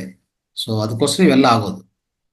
ಓಕೆ, ಈಗ ಒಂದು ಪ್ಲೇಸ್ ಅಲ್ಲಿ ಭೂಕಂಪ ಬಂದಿದೆ ಯಾಕೆ ಅಂತ ಪ್ರಶ್ನೆ ಕೇಳಕ್ಕಾಗತ್ತಾ? ಆಗಲ್ಲ. ಅದು ನಮ್ಗೆ ಗೊತ್ತಿರುವಂತ ವಿಷಯ ಅಲ್ಲ. ಅದು ಸೈಂಟಿಸ್ಟ್ಗೂ ಅರ್ಥ ಆಗಲ್ಲ ಯಾಕೆ ಬಂದಿದ ಮೇಲೆ ಹೇಳ್ತಾರೆ, ಇಲ್ಲಿ ಬಂದಿರ್ಬೋದು, ಅಲ್ಲಿ ಬಂದಿರ್ಬೋದು, ಇಷ್ಟು ಬಂದಿದೆ, ಅಷ್ಟು ಬಂದಿದೆ ಅಂತ. ಬರಕ್ ಮುಂಚೆ ಹೇಳಕ್ ಸಾಧ್ಯವಿದೆಯಾ? ಸೊ ಅದಕ್ಕೋಸ್ಕರ ಆ ಪ್ರಕೃತಿ ಮಹಿಮಾ ಮತ್ತೆ ಆ ಸೃಷ್ಟಿಕರ್ತ ಏನೇನ್ ಮಾಡ್ತಾನೆ ಅದೆಲ್ಲ ನಾವು ನೋಡ್ತಾ ಇರಬೇಕು, ಅನುಭವಿಸ್ತಾ ಇರಬೇಕು. ಅದಕ್ಕಿಂತ ನಾವು ಹೆಚ್ಚು ಏನು ಮಾತಾಡ್ಕೋದ್ರು ಅದಕ್ಕೂ ನಿರೂಪಣೆ ಸಿಗಲ್ಲ, ಅದು ಆಧಾರ ಸಿಗಲ್ಲ ಆ ರೀತಿಯಲ್ಲಿ. Right. Okay, Jayalakshmi madam hand raise ಮಾಡಿ ಮಾತಾಡಿ. ಜಯಲಕ್ಷ್ಮಿ ಮೇಡಮ್. ನಮಸ್ತೆ ಮೇಡಮ್. ನಮಸ್ತೆ ಎಲ್ಲರಿಗೂ. ಸೂರ್ಯನವಗಾಂಬಿಕಾ ಮೇಡಮ್ ಅವರಿಗೆ ನಮಸ್ಕಾರ. ತುಂಬಾ ದಿವಸ ಆಯ್ತು ನಾನು ಇಲ್ಲಿ ಬರಕ್ಕಾಗಿರ್ಲಿಲ್ಲ, ಹಾಗಾಗಿ ನಿಮ್ದು ಎಷ್ಟೋ ವಿಡಿಯೋಗಳು ನಂಗೆ ಮಿಸ್ ಆಗೋಯ್ತು ಏನೋ ಕಾರಣಗಳಿಂದ. ಇವತ್ತು ನೀವು ಹೇಳಿದ್ರಿ ಇದು ಪತ್ರಿಜಿಯವರದ್ದು ಮಾರ್ಗ, ಉಸಿರಾಟದ ಮಾರ್ಗ ತುಂಬಾ ಸರಳವಾಗಿದೆ, ಅದಕ್ಕೆ ಅವರು ಅದನ್ನ ತಿಳಿಸ್ಕೊಟ್ರು. ಅನೇಕ ಸಾಧನೆಗಳನ್ನ ಮಾಡಿ ಈ ಉಸಿರಾಟದ ಮಾರ್ಗನ ಕಂಡುಕೊಂಡ್ರು ಅಂತ ನೀವು ತಿಳಿಸಿದ್ರಿ. ಅದು ತುಂಬಾ ನಂಗೆ ನಾಟ್ತು. ಏನಂತ ಅನ್ನಿಸ್ತು ಅಂದ್ರೆ, ಆಧ್ಯಾತ್ಮ ತುಂಬಾ ಸರಳ, ನಾವೇ ಅದನ್ನ ತುಂಬಾ ಕಾಂಪ್ಲಿಕೇಟ್ ಮಾಡ್ಕೊಳ್ತೀವಿ. ತುಂಬಾ ಬೇರೆ ಬೇರೆ ಮಾರ್ಗಗಳನ್ನ ಎಲ್ಲ ನೋಡಿ ಅದ್ರನ್ನೆಲ್ಲ ಓದ್ಕೊಂಡು ಅಥವಾ ಅದ್ರನ್ನ ಅರ್ಧಂಬರ್ಧ ತಿಳ್ಕೊಂಡು ನಾವು ಕಾಂಪ್ಲಿಕೇಟ್ ಮಾಡ್ಕೋತೀವಿ. ಹಾಗಾಗಿ ನಮಗೆ ಇದು ಮಾರ್ಗ ಕಷ್ಟ ಅಂತ ಹೇಳಿ ಅನ್ಸೋದು. ಇಲ್ಲಾಂದ್ರೆ ಅದು ಸತ್ಯ, ನಮ್ ಸುತ್ತನೂ ಒಳಗೂ ಹೊರಗೂ ಎಲ್ಲಾ ಕಡೆನೂ ಇರುವಾಗ ತಿಳ್ಕೊಳ್ಳೋದು ಅಷ್ಟು ಕಷ್ಟ ಇಲ್ಲ ಅನ್ನೋ ಒಂದು ಅಭಿಪ್ರಾಯ ಬಂತು ನನಗೆ. ಅದು ಸರಿನೋ ತಪ್ಪೋ ಅಂತ. ಮೇಡಮ್, ಈ ಆಧ್ಯಾತ್ಮಿಕ ಮಾರ್ಗ ಅನ್ನೋದೇನೆ ಈ ಆತ್ಮದ ಪ್ರಯಾಣದ ಮಾರ್ಗ ಅಲ್ವಾ ಮೇಡಮ್? ಸೊ ಈ ಒಂದು ಒಳಗೆ ಹೊರಗೆ ಯಾವಾಗ ನಾವು ನಮ್ಮ ಆತ್ಮದ ಬಗ್ಗೆ ಯೋಚನೆ ಮಾಡಕ್ಕೆ ಸ್ಟಾರ್ಟ್ ಮಾಡ್ತೀವೋ ಆವಾಗ್ಲೇನೆ ಇದೆಲ್ಲ ಕೂಡ ವಿಷಯಗಳು ನಮ್ಗೆ ಗ್ರಾಹ್ಯ ಆಗೋದು. ಇಲ್ಲ ಅಂತಂದ್ರೆ ಈ ಧ್ಯಾನ ಅನ್ನೋಂಥ ಪದ ಕೇಳಿಸ್ಕೊಳ್ತಾರೆ, ಧ್ಯಾನ ಅನ್ನೋದಿದೆ ಅಂತ ಗೊತ್ತಾಗುತ್ತೆ, ಆದ್ರೆ ಅದನ್ನ ಟಚ್ ಮಾಡ್ಬೇಕು ಅಂತ ಕೂಡ ಅನ್ಸೋದಿಲ್ಲ. ಧ್ಯಾನ ಮಾಡೋದ್ರಲ್ಲಿ ಇಷ್ಟು ಅದ್ಭುತ ಇದೆ ಅಂತ ಗೊತ್ತಿರುತ್ತೆ, ಒಂದು ದಿನಕ್ಕೂ ಧ್ಯಾನಕ್ಕೆ ಕೂತ್ಕೊಳ್ಳೋದಿಲ್ಲ, ಕೂತ್ಕೊಂಡ್ರು ಕೂಡ ಅದ್ರಲ್ಲಿ ಕಂಟಿನ್ಯೂ ಆಗ್ಬೇಕು ಅಂತ ಅನ್ಸೋದಿಲ್ಲ. ಅಂದ್ರೆ ಪರಿಪಕ್ವತೆ ಅನ್ನುವಂಥದ್ದು ಇಲ್ಲಿ ಇಂಪಾರ್ಟೆಂಟ್ ಆಗಿರುತ್ತೆ. ನೀವು ಹೇಳ್ದಂಗೆ ಒಳಗೆ ಹೊರಗೆ ಎಲ್ಲಾ ಸಂದರ್ಭದಲ್ಲೂ ನಮ್ಮಲ್ಲಿ ಆ ಪರಿಪಕ್ವತೆ ಅನ್ನುವಂಥದ್ದು ಇದ್ದಾಗ ಅದು ಸಹಜವಾಗಿ ನೀವು ಹೇಳ್ದಂಗೆ ಅದು ಸಿಗೋದಿಕ್ಕೆ ಸಾಧ್ಯ ಆಗುತ್ತೆ, ಅರ್ಥ ಆಗೋದಿಕ್ಕೆ ಸಾಧ್ಯ ಆಗುತ್ತೆ. ಅಲ್ಲಿ ಮಿಲಾರೇಪರ್ ಅವ್ರಿಗೂ ಅದೇ ರೀತಿನೇ ಆಗಿದ್ದು. ಒಂದು ಫೇಸ್ ಕಂಪ್ಲೀಟ್ ಆಗಿ ಮತ್ತೊಂದು ಫೇಸ್ಗೆ ಅವರು ತಯಾರಾಗಿರ್ತಕ್ಕಂಥದ್ದು. ಯಾಕೆಂದ್ರೆ ಅದು ಅವರ ಡಿಸೈನ್ ಆಗಿದೆ, ಅದವರ ಒಂದು ಡಿಸೈನ್ ಅಲ್ಲಿ ಇರೋ ಪ್ರಕಾರನೇ. ಇವಾಗ ರಂಗನಾಥ್ ಸರ್ ಕೂಡ ಅದನ್ನೇ ಅಲ್ವಾ ಹೇಳಿದ್ದು, ಕೆಲವಕ್ಕೆ ನಾವು ಪ್ರಶ್ನೆಗಳಿಗೆ ಲಾಜಿಕ್ಗೆ ಉತ್ತರ ಸಿಗುವಂತದ್ದು ಅಲ್ಲಿ ಇರೋದಿಲ್ಲ. ಅದು ಯಾಕೆ ಹಿಂಗಾಗಿದೆ ಅಂದ್ರೆ ಆಗಿದೆ ಅಷ್ಟೇ, ಯಾಕೆ ಅವ್ರ ಹಂಗಿದ್ದಾರೆ ಅಂದ್ರೆ ಅವ್ರ ಹಂಗ ಇದಾರೆ ಅಷ್ಟೇ, ಅದಕ್ಕೆ ಇದರಿಂದಾನೇ ಹಿಂಗಿದ್ದಾರೆ, ಇದರಿಂದ ಹಿಂಗ್ ಆಗಿದ್ದಾರೆ ಅಂತ ಎಲ್ಲಾ ಸಂದರ್ಭದಲ್ಲೂ ಉತ್ತರಗಳನ್ನ ನಾವು ಪಡ್ಕೊಳಕ್ಕಾಗಲ್ಲ. ಕೆಲವು ಸಂದರ್ಭದಲ್ಲಿ ಸಿಗುತ್ತೆ ಆನ್ಸರ್ಸ್, ಎಲ್ಲಾ ಸಂದರ್ಭದಲ್ಲೂ ಸಿಗೋದಿಲ್ಲ. ಹಾಗಾಗಿ ಒಟ್ನಲ್ಲಿ ಆಧ್ಯಾತ್ಮಿಕವಾಗಿ ನಮ್ಗೆ ಒಂದು ಆಸಕ್ತಿ ಅನ್ನೋದು ನಮ್ಮಲ್ಲಿ ಪರಿಪಕ್ವತೆ ಅನ್ನುವಂಥದ್ದು ಇದ್ದಾಗ್ಲೇನೆ ಆ ಒಂದು ಆಸಕ್ತಿ ಬರೋದು. ಒಳಗೆ ಹೊರಗೆ ಎಲ್ಲಾ ಸಂದರ್ಭದಲ್ಲೂ ಅದ್ರಲ್ಲಿ ಇರ್ತಕ್ಕಂಥ ಆತ್ಮಿಕವಾಗಿರ್ತಕ್ಕಂಥ ತಾತ್ವಿಕವಾಗಿರ್ತಕ್ಕಂಥ ವಿಚಾರಗಳನ್ನ ನೋಡೋದಿಕ್ಕೆ ಸಾಧ್ಯ ಆಗೋದು, ಅರ್ಥ ಮಾಡ್ಕೊಳಕ್ಕೆ ಗ್ರಾಹ್ಯ ಆಗೋದು. ಇಲ್ಲ ಅಂತಂದ್ರೆ ಇಲ್ಲ ಮೇಡಮ್. ನಿಜ. ಅದು ರಾಮಾಯಣ ಕೂಡ ಮೊದಲೇ ಡಿಸೈನ್ ಆಗಿತ್ತು ಅಂತ ಹೇಳ್ತಾರೆ. ರಾಮಾಯಣದಲ್ಲಿ ರಾವಣ ಸೀತೆನ ಅಪಹರಿಸೋದು, ರಾವಣ ಅವನನ್ನು ಕೊಲ್ಲೋದು ಎಲ್ಲವೂ ಮೊದಲೇ ಡಿಸೈನ್ ಆಗಿತ್ತು ಅಂತ. ಹಾಗಾಗಿ ಮತ್ತೆ ರತ್ನಾಕರ ವಾಲ್ಮೀಕಿ ಆಗಿರೋದು ಅದೇ ತರ. ಎಲ್ಲರಿಗೂ ಒಂದೊಂದು ಟರ್ನಿಂಗ್ ಪಾಯಿಂಟ್, ಎಲ್ಲ ಪ್ರೀ ಡಿಸ್ಟೈನ್ಡ್ ಅಂತ ತೀರ್ಮಾನಕ್ಕೆ ಬರ್ತೀನಿ. 100% ಹೌದು. ಎವ್ರಿಥಿಂಗ್, ಪ್ರತಿಯೊಂದಕ್ಕೂ ಕಾರ್ಯ ಕಾರಣ ಸಂಬಂಧ ಅನ್ನೋದು ಇರುತ್ತೆ. ಏನೇ ಮಾಡಿದ್ರು ಕೂಡ ಅದ್ರ ಹಿಂದೆ ಒಂದು ಬ್ಲೂ ಪ್ರಿಂಟ್ ಇರುತ್ತೆ. ಅಂದ್ರೆ ಭೂಮಿ ಮೇಲೆ ಒಂದು ವಿಷಯ ಅಲ್ಲಿ ಮ್ಯಾನಿಫೆಸ್ಟ್ ಆಗಿದೆ, ಅಲ್ಲಿ ಕಾರ್ಯರೂಪಕ್ಕೆ ಬಂದಿದೆ ಅಂತಂದ್ರೆ, ಅದು ಕೆಲಸ ನಡೀತಾ ಇದೆ ಅಂತಂದ್ರೆ, ಅದು ಆಸ್ಟ್ರಲ್ ಆಗಿ ಅದು ಒಂದು ಅದಕ್ಕೆ ಎಲ್ಲ ಡಿಸೈನ್ ಆಗಿ ಆಸ್ಟ್ರಲ್ ಆಗಿ ಅದೆಲ್ಲ ಆಗೋಗಿರುವಂತದ್ದು ಇಂಪ್ಲಿಮೆಂಟ್ ಆಗುವಂತದ್ದು ಬರೋದು. ಮೇಡಮ್, ಈ ಬಹಳಷ್ಟು ಸಂದರ್ಭಗಳಲ್ಲಿ ಭಿನ್ನವಾಗಿ ಆಲೋಚಿಸುವ ಪುಸ್ತಕ ಅದ್ರ ವಿಷಯ ಹೇಳುವಾಗ್ಲೇನೆ ಕರ್ಮದ ಹಲವಾರು ವಿಚಾರಗಳನ್ನ ನಾನು ಹೇಳಿದ್ದೀನಿ. ಒಂದು ಕರ್ಮ ಅನ್ನುವಂಥದ್ದು ನಮ್ಮ ಜೀವನದಲ್ಲಿ ಬರೋಕು ಮೊದಲು ಅದು ಆಸ್ಟ್ರಲ್ ಆಗಿ ಇರುತ್ತೆ, ರೆಡಿ ಆಗಿರುತ್ತೆ. ಪ್ರಾಕ್ಟಿಕಲ್ ಆಗಿ ಬರೋದಿಕ್ಕೆ ಅಂದ್ರೆ ಆಸ್ಟ್ರಲ್ ಆಗಿ ಬರೋದಿಕ್ಕೆ ರೆಡಿ ಆಗಿದೆ ಅಂದ್ರೆ ಮುಂಚಿತವಾಗಿ ಅದು ಡಿಸೈನ್ ಆಗಿದೆ, ಹಿಂಗೆ ಇರ್ಬೇಕು ಇದು ಕರ್ಮ ಅಂತ. ಆದ್ರೆ ನಾವ್ ಅದನ್ನ ಮುಂಚಿತವಾಗಿ ಗ್ರಹಿಸಿದ್ರೆ ಆ ಕರ್ಮ ಪ್ರಾಕ್ಟಿಕಾಲಿಟಿಗೆ ಬರ್ದಂಗೆನೆ ನಾವ್ ಅದನ್ನ ಪ್ರಕ್ಷಾಳನೆ ಮಾಡ್ಕೊಳಕ್ಕೂ ಅವಕಾಶ ಇದೆ ಅನ್ನುವಂಥದ್ದು ಬಹಳಷ್ಟು ಸಂದರ್ಭದಲ್ಲಿ ಅಲ್ಲಿ ಎಲ್ಲರ ಜೊತೆ ನಾನು ವಿಷಯನ ಹಂಚ್ಕೊಂಡಿರುವಂತದ್ದು. ಸೊ ಇಲ್ಲಿ ಈ ಒಂದು ವಿಷಯ ಕೂಡ ನಾವ್ ಇದಕ್ಕೆ ಅರ್ಥ ಮಾಡ್ಕೋಬಹುದಾಗಿದೆ ಮೇಡಮ್. ನಿಮ್ ಪ್ರಶ್ನೆ ಸಿಕ್ತು ಥ್ಯಾಂಕ್ ಯು. ಎಲ್ಲ ಕೇಳ್ತೀನಿ, ವಿಡಿಯೋಗಳು ಮಿಸ್ ಆಗಿದೆ, ಕೇಳ್ತೀನಿ. Yes madam, okay, thank you. Masters, hand raise ಮಾಡಿ ನಿಮ್ಮ ಅನುಭವವನ್ನು ಹೇಳಿ, ಇಲ್ಲಾಂದ್ರೆ ಯಾರಿಗಾದ್ರೂ ಏನಾದ್ರೂ ಪ್ರಶ್ನೆ ಇದ್ರೆ ಕೇಳಿ. ಒಂದೆರಡು ಮಾಸ್ಟರ್ಸಿಗೆ ಅವಕಾಶ ಇದೆ.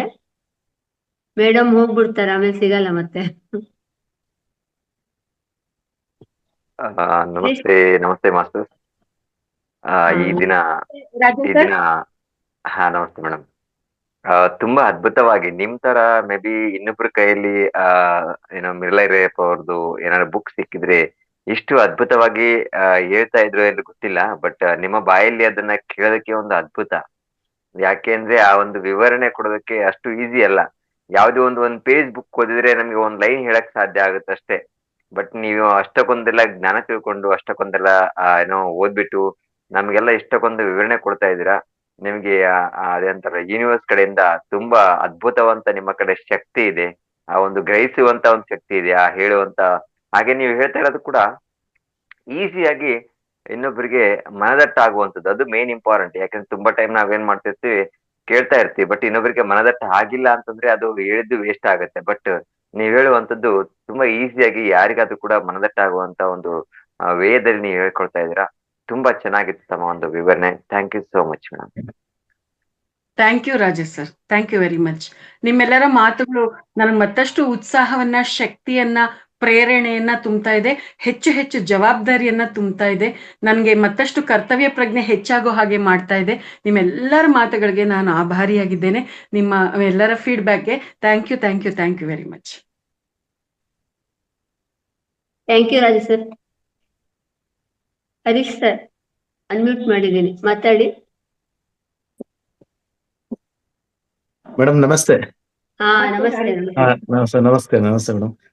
ಮೇಡಮ್, ಇದು ಮೊನ್ನೆಯಿಂದ ನಾನು ಕೇಳ್ತೇನೆ ಇದ್ರ ಬುಕ್ಸ್. ನೀವು ಭಿನ್ನವಾಗಿ ಯೋಚಿಸು ಅಲ್ಲಿಂದ ನಾನು ರೆಗ್ಯುಲರ್ ಆಗಿ ಬರಕ್ ಶುರು ಮಾಡಿದೆ. ತುಂಬಾ ನೀವು ಎಷ್ಟು ಚೆನ್ನಾಗಿ ಮನ ಮುಟ್ಟು ಅಂತ ಹೇಳ್ತೀರಂತ ಅಂದ್ರೆ, ಯಾರಾದ್ರೂ ಒಂದು ತಪ್ಪು ಮಾಡಿದಾಗ ಅವ್ರಿಗೆ ತಲೆಗೊಡ್ದು ಅಥವಾ ಸಬ್ ಕಾನ್ಸಿಯಸ್ ಮೈಂಡ್ ಹೋಗಂಗೋ ಹೇಳ್ತಲ್ಲ ನೀಟಾಗಿ, ಅಷ್ಟು ಚೆನ್ನಾಗಿ ಅರ್ಥ ಮಾಡ್ಸಿದ್ರಿ. ತುಂಬಾ ಖುಷಿ ಆಯ್ತು. ಮತ್ತೆ ಇವ್ರ ಜೀವನ ಚರಿತ್ರೆ ನಾವ್ ಏನ್ ತಿಳ್ಕೊಬೋದಪ್ಪ ಅಂತ ಹೇಳಿದ್ರೆ, ನಾವು ತಿಳಿಯೋದೋ ಎಲ್ರ ಮೇಲ್ವೆ ದ್ವೇಷ ಸಾಧಿಸ್ತು ಹಿಂಗೆಲ್ಲ ತಪ್ಪು ಮಾಡ್ತೀವಿ. ಆ ತಪ್ಪಿನ ಅರಿವನ್ನ ತಿದ್ಕೊಳ್ಳೋದಕ್ಕೆ ಒಂದ್ ಚಾನ್ಸ್ ಇರುತ್ತಲ್ವಾ, ಆ ತರದಕ್ಕೆ ಒಂದು ಮಾರ್ಗದರ್ಶನ ಅಂತ ನನ್ನ ಅನಿಸಿಕೆ. ಈಗ ಹೆಂಗಪ್ಪ ಅಂತ ಹೇಳಿದ್ರೆ, ಧ್ಯಾನ ಮಾಡಿ ಅಂದ್ಬಿಟ್ಟು ರೆಗ್ಯುಲರ್ ಲಿಂಕ್ ಬಂದ್ರುವೆ ನೀವು ಒಂದು ಉಚಿತ ಅನ್ನೋದು ಹೇಳಿದ್ರಿ, ಅದು ಒಳ್ಳೇದಾಗ್ಲಿ ಅಂತ ಮಾಡಿದ್ರೆ ಫ್ರೀ ಅನ್ನೋದಕ್ಕೆ ನಮ್ಮಲ್ಲಿ ಒಂದ್ ಸ್ವಲ್ಪ ಇದಿಲ್ಲ ಅಂತ. ಅದ್ರ ರುಚಿ ಹತ್ತ ಗಂಟ ಸ್ವಲ್ಪ ಕಷ್ಟ ಅಲ್ವಾ. ಆ ತರವಾಗಿ ಒಬ್ಬ ಮನುಷ್ಯ, ಈಗ ನಾವೇ ಆಗ್ಲಿ ಬೆಳಿಗ್ಗೆ ಬೇಗ ಎದ್ದೇಳೋದು ತುಂಬಾ ಒಳ್ಳೇದು. ಅದರಿಂದ ಏನೇ ಬೆನಿಫಿಟ್ಸ್ ಇದೆ ಎಲ್ರಿಗೂ ಗೊತ್ತು. ಬುಕ್ಸ್ ಓದ್ರಿಂದ ಎಷ್ಟು ಒಳ್ಳೇದು ಎಲ್ರಿಗೂ ಗೊತ್ತು. ಸಿಗರೇಟ್ ಸೇದೋದು ಎಷ್ಟು ಕೆಟ್ಟದ್ದು ಅಂತ ಸಿಗರೇಟ್ ಸೇದೋನ್ಗೂ ಚೆನ್ನಾಗ್ ಗೊತ್ತು. ಆದ್ರೆ ನಾವೇನ್ ಮಾಡ್ತೀವಿ, ಆಚರಣೆಗೆ ತರಲ್ಲ ಅಲ್ವಾ. ಅದನ್ನ ತರೋದಕ್ಕೆ ಒಂದು ದೃಢ ನಿರ್ಧಾರ, ಒಂದು ದಿನ, ಒಂದು ಬದಲಾವಣೆ ಅಂತ ಬೇಕಾಗತ್ತಲ್ವಾ. ಅದನ್ನ ತರೋದಕ್ಕೆ ಈಗ ಇಷ್ಟ ದಿನ ನಾವು ಧ್ಯಾನ ಮಾಡಿಲ್ಲ, ಓಕೆ, ನಾನು ಏನ್ ಹೇಳಕ್ ಕೊಟ್ಟಿನಿ ಒಟ್ಟಲ್ಲಿ ಅಂತ ಹೇಳಿದ್ರೆ, ಇಷ್ಟ ದಿನ ನಾನು ಏನೋ ಮಾಡಿಲ್ಲ, ಪುನಃ ನಾನು ಮಾಡಿದ ತಪ್ಪು ಮಾಡಿದೆ, ನಾನು ಸರಿ ಇಲ್ಲ ಅಂತ ಹೇಳ್ಕೊಂಡು ಹೋಗೋ ಬದಲು, ನಾನು ಈ ಕ್ಷಣದಿಂದ ನಾವು ಕಳೆದೆಲ್ಲ ಬಿಟ್ಬಿಡ್ಬೇಕು ಅಂತ ಒಂದು ಬದಲಾವಣೆಗೆ ಒಂದು ಮಾರ್ಗದರ್ಶನ ಈ ಬುಕ್ ಅಂತ ನನಗೆ ನನ್ನ ಪರ್ಸನಲ್ ಮನವರಿಕೆ ಆಗಿದ್ದು ಮೇಡಮ್. Super sir, wonderful. ಇದೆ ಸರ್, ಪ್ರತಿಯೊಂದು ಪುಸ್ತಕಗಳಿಂದ ಇದೇ ರೀತಿಯಾಗಿರ್ತಕ್ಕಂಥ ರಿಯಲೈಸೇಷನ್ ಬರಬೇಕು ಅನ್ನೋದೇ ಅದರ ಹಿಂದೆ ಇರ್ತಕ್ಕಂಥ ಉದ್ದೇಶ. ನೀವು ಕರೆಕ್ಟ್ ಆಗಿ ಗ್ರಹಿಸಿದ್ದೀರಿ. ಹೌದು, ನಾವ್ ಏನೇ ಕರ್ಮ ಮಾಡಿದ್ರು ಕೂಡ ಅದರಿಂದ ನಾವು ಖಂಡಿತ ಹೊರಕ್ ಬರಬಹುದು ಅನ್ನುವಂಥದಕ್ಕೂ ಇದು ಉದಾಹರಣೆ, ಹೊರಕ್ ಬರ್ಬೇಕು ಅನ್ನೋದಕ್ಕೂ ಕೂಡ ಇದು ಉದಾಹರಣೆ ಸರ್. ಹೌದು ಸರ್, ತುಂಬಾ ಅದ್ಭುತ ಸರ್ ನಿಮ್ಮ ಒಂದು ಅವಗಾಹನೆ, ತುಂಬಾ ಅದ್ಭುತ. Thank you madam. Thank you Harish sir. Masters, ಮತ್ತೆ ಯಾರಾದ್ರೂ ಅನುಭವ ಅಥವಾ ನಿಮ್ದೇನಾದ್ರೂ ಪ್ರಶ್ನೆ ಇದ್ರೆ ಕೇಳಿ. ಉತ್ತರ ಮೇಡಮ್ ಅರಳು ಉರುಳಿದಂತೆ ಹೇಳ್ತಾರೆ, ನಮಗ್ ಮನ ಮುಟ್ಬೇಕಾದ್ರೆ. ರೈಟ್. ಸೊ ಅಶ್ವಿನಿ ಮೇಡಮ್ ಸಂಜೇಗೌಡ ಅವರು ಹ್ಯಾಂಡ್ ರೈಸ್ ಮಾಡಿದ್ದಾರೆ. ಹಾ, ಸನ್ನೆಗಳು.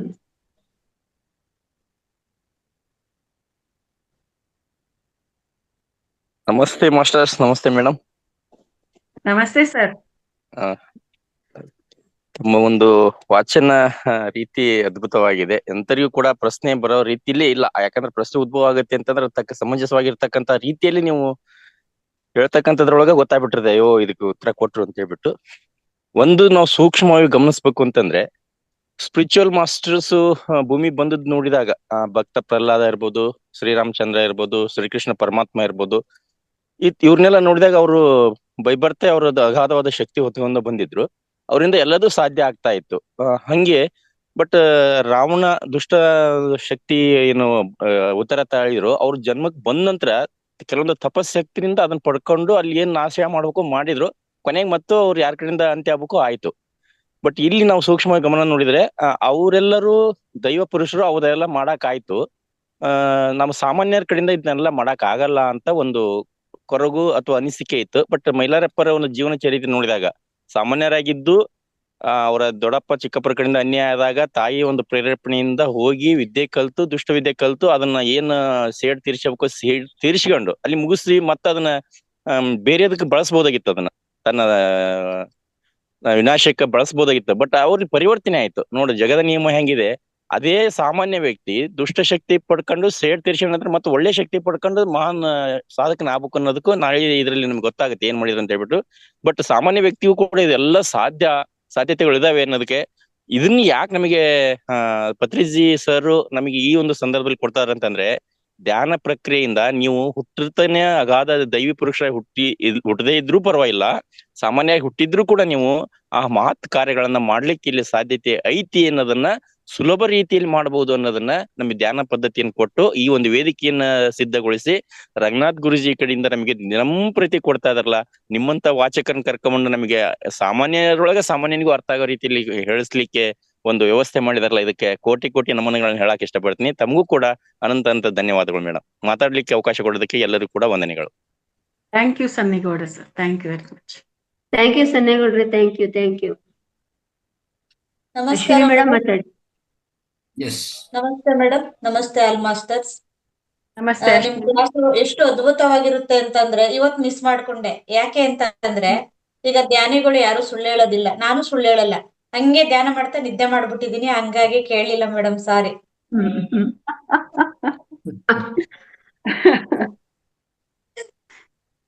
ಹಾಗೆ ಇದಕ್ಕೆ ಏನ್ ಹೇಳ್ತೀರಾ ಮೇಡಮ್? ಒಂದ್ ಸಜೆಷನ್ ಕೊಡಿ. ಯಾಕೆಂದ್ರೆ ಧ್ಯಾನ ಮಾಡುವಾಗ ತುಂಬಾ ಮಾಸ್ಟರ್ಸ್ ನಿದ್ದೆ ಹೋಗ್ತಾರೆ, ಏನೋ ಗೊತ್ತಿಲ್ಲ, ನಾನೇ ಹೋಗ್ತೀನ ಇಲ್ಲ ಏನು ಅಂತ ಅದು ಗೊತ್ತಿಲ್ಲ, ಕ್ಲಾರಿಟಿ ಕೊಡಿ ಮೇಡಮ್.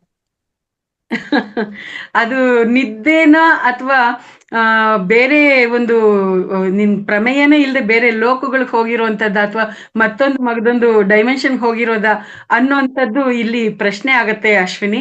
ಅದು ನಿದ್ದೆ ಅಂತಂದ್ರೆ ಅದು ಸೌಂಡ್ ಸ್ಲೀಪ್. ಇನ್ನ ದಿನ 24 ಗಂಟೆನೂ ನೀನ್ ಕೆಲಸ ಮಾಡಿದ್ರು ಕೂಡ ನೀನ್ ಎನರ್ಜೆಟಿಕ್ ಆಗಿರೋದಕ್ಕೆ ಬೇಕಾಗಿರುವಂತ ನಿದ್ದೆ ಅಂತ ಅನ್ಕೊಂಡ್ರೂ ಸಮಸ್ಯೆ ಇಲ್ಲ.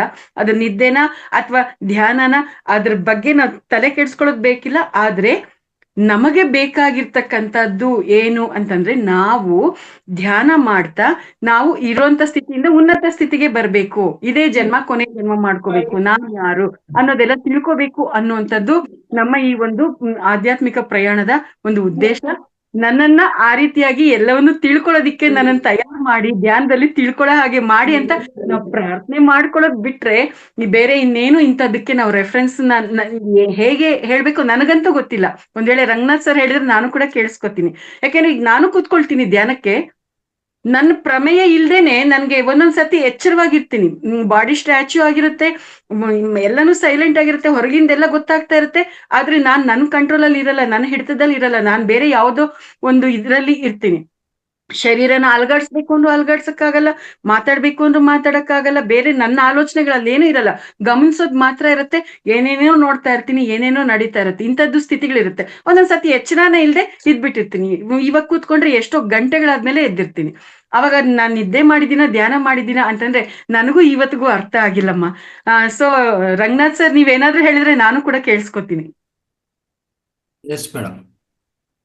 ನಂಗೂ ಆಗಿದೆ ಮೇಡಮ್. ಏನಾಗುತ್ತಂದ್ರೆ ಧ್ಯಾನ ಆಗ್ಲಿ ನಿದ್ದೆ ಆಗ್ಲಿ ಶೂನ್ಯತ ಅನ್ನೋದು ಇಂಪಾರ್ಟೆಂಟ್ ಮೇಡಮ್. ಶೂನ್ಯತಕ್ಕೆ ಹೋಗೋದು ಇಂಪಾರ್ಟೆಂಟ್ ಅಷ್ಟೇ. ಆ ಶೂನ್ಯತ ಅನ್ನೋದು ನಿದ್ದೆದಲ್ಲಿ ಬರ್ಬೋದು, ಧ್ಯಾನದಲ್ಲಿ ಬರ್ಬೋದು. ನಿದ್ದೆ ಹೋದ್ರೆ ಏನಾಗುತ್ತೆ ಅಂದ್ರೆ ಅಲ್ಲಿ ಶೂನ್ಯತ ಜೊತೆಗೆ ಸ್ವಲ್ಪ ಈ ಕಲ್ಪನೆಗಳು ಕನಸುಗಳು ಬರೋಂಥ ಅವಕಾಶ ಇದೆ. ಓಕೆ, ಆ ಕನಸುಗಳು ಬಂದ್ರೆ ಮತ್ತೆ ಅದು ಡಿಸ್ಟರ್ಬ್ ಆಗುತ್ತೆ, ಅದು ಶೂನ್ಯತಕ್ಕೂ ಹೋಗಲ್ಲ.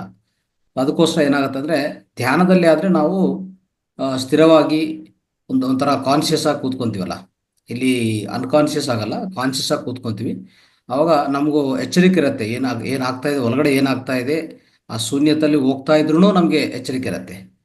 ಆದರೆ ನಿದ್ದೆ ಆದರೆ ಆ ಶೂನ್ಯದಲ್ಲಿ ಹೋಗ್ತೀವಿ, ಬಟ್ ಎಚ್ಚರಿಕೆ ಇರಲ್ಲ ಅಷ್ಟೇ. ಸೊ ಇದೊಂದು ಡಿಫ್ರೆನ್ಸ್ ಅಷ್ಟೇ.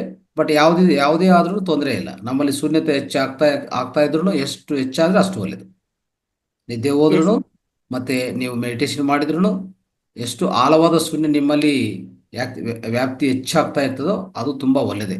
ಎರಡೂ ಒಳ್ಳೆಯದೇ. ಅದಕ್ಕೆ ನಾವು ಹೇಳ್ತೀವಲ್ಲ, sleep is unconscious meditation, meditation is conscious sleep ಅಂತ ಹೇಳ್ತೀವಿ ನಾವು. ಅಷ್ಟೇ, ಎರಡು ಒಂದೇ, ಎರಡು ಮೆಡಿಟೇಷನೇ, ಒಂದು ಕಾನ್ಷಿಯಸ್ ಒಂದು ಅನ್ಕಾನ್ಷಿಯಸ್ ಅಷ್ಟೇ. ಎಸ್, ಬಟ್ ಅಲ್ಲ ಎರಡೂ ಕೂಡ ಗುರುಜಿ, ನಾವು ಅದೇ ಇದ್ರಲ್ಲೇ ರನ್ನ ಕೂತಿರ್ತೀವಲ್ಲ, ಈಗ ಧ್ಯಾನ ಸ್ಥಿತಿಗೆ ಅಂತಾನೆ ಕೂತಿರ್ತೀವಿ ಅಲ್ವಾ, ನಾವು ಅಲ್ಲಿ ಶೂನ್ಯ ಇದಕ್ ಹೋದ್ವು ಅಂತ ನಮ್ಗೆ ಗೊತ್ತಾಗಲ್ಲ. ನಾವು ಧ್ಯಾನ ಸ್ಥಿತಿಲೇ ಇದೀವ, ನಿದ್ರೆ ಸ್ಥಿತಿ ಗೊತ್ತಾಗಲ್ವಲ್ಲ. ಪರವಾಗಿಲ್ಲ, ಏನ್ ತೊಂದರೆ ಇಲ್ಲ. No problem, no problem. ಇದಕ್ಕೆ ಸಂಬಂಧಪಟ್ಟ ಹಾಗೆ ನನಗೆ ಗೊತ್ತಿರೋಂತ ಒಂದೆರಡು ವಿಚಾರ ಹಂಚ್ಕೋಬೋದಾ ಸರ್?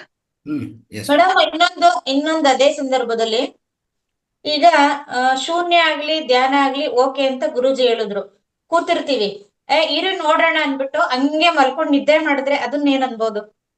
ನಿದ್ದೆ ಮಾಡಿದ್ರೆ ಅದು ನಿದ್ದೆನೇ ಆಗತ್ತೆ. ನಿದ್ದೆನೆ. ಅಲ್ಲ, ಕೆಲವ್ರಿಗೆ ನಿದ್ರೆ ಪ್ರಿಯರು ಅಂತಾರಲ್ಲ, ಈಗ ಬೆಳಿಗ್ಗೆ ಹೊತ್ತು ಏನಾಗುತ್ತೆ ಅಂದ್ರೆ ಒಂದು 5 ಗಂಟೆಗೆ ಅಲಾರಾಮ್ ಇಟ್ಕೊಂಡಿರ್ತೀವಿ, ಮತ್ತೆ ಅದು ಹೊಡೆದಾಗ ಸ್ನೂಸ್ ಬಟನ್ ಒತ್ಬಿಟ್ಟು ಇನ್ನೊಂದ್ 2 ನಿಮಿಷ ನೋಡೋಣ ಅಂತ ಮಲ್ಕೊಳ್ತೀವಿ. ಆಮೇಲೆ ಮಲ್ಗೆ ಇದ್ರೆ ಒಂದೇ ಸಲ 8 ಗಂಟೆ ಆಗಿರುತ್ತೆ. ಅದೇ ಅಲ್ವಾ ಹೇಳೋದೇನಂದ್ರೆ, ನಿಮ್ಗೆ ಅಲ್ಲಿನೂ ಏನ್ ಸಿಗತ್ತೆ, ವಿಶ್ವಶಕ್ತಿ ಸಿಗತ್ತೆ, ನೋ ಡೌಟ್. ನೀವು ರಿಚಾರ್ಜ್ ಆಗೋದು ಗ್ಯಾರಂಟಿ. ಓಕೆ, ಆದ್ರೆ ನಿಮ್ಗೆ ಎಚ್ಚರಿಕೆ ಇರಲ್ಲ. ಎಚ್ಚರಿಕೆ ಇಲ್ಲ ಅಂದ್ರೆ ನಿಮ್ಗೆ ಏನಾದರೂ ಕಮ್ಯುನಿಕೇಶನು, ಮೆಸೇಜಸ್ಸು, ನೀವು ಏನಾದರೂ ಸಂಪರ್ಕ ಹೊಂದಬೇಕು ಬೇರೆ ಮಾಸ್ಟರ್ ಜೊತೆಗೆ ಅಂತಂದ್ರೆ ಅದೆಲ್ಲ ನಿಮ್ಗೆ ಎಚ್ಚರಿಕೆ ಇರಲ್ಲ, ನಿಮ್ಗೆ ಗೊತ್ತಿರಲ್ಲ ಅಷ್ಟೇ. ಅದೇ ಧ್ಯಾನದಲ್ಲಿ ಅದರಲ್ಲಿರುವಂಥ ಬೆನಿಫಿಟ್ ಏನಂದ್ರೆ, ಅಲ್ಲಿ ವಿಶ್ವಶಕ್ತಿ ಸಿಗತ್ತೆ, ಆ ಜೊತೆಗೆ ಪ್ರತಿಯೊಂದು ನೀವು ದೃಶ್ಯಗಳನ್ನು, ಮೆಸೇಜ್ಗಳನ್ನು ಪ್ರತಿಯೊಂದು ನೀವು ನೆನಪಿಟ್ಕೋಬಹುದು. ಇದು ಡಿಫರೆನ್ಸ್ ಅಲ್ಲಿರೋದು, ಇದು ಗಮನಿಸ್ಬೇಕು ನಾವು. ಎಸ್ ಅರ್ಥ ಆಯ್ತಾ? ಗುರುಜಿ, ಹಂಚ್ಕೋಬೋದಾ ಒಂದೆರಡು ಮಾತುಗಳನ್ನ? ಹೇಳಿ.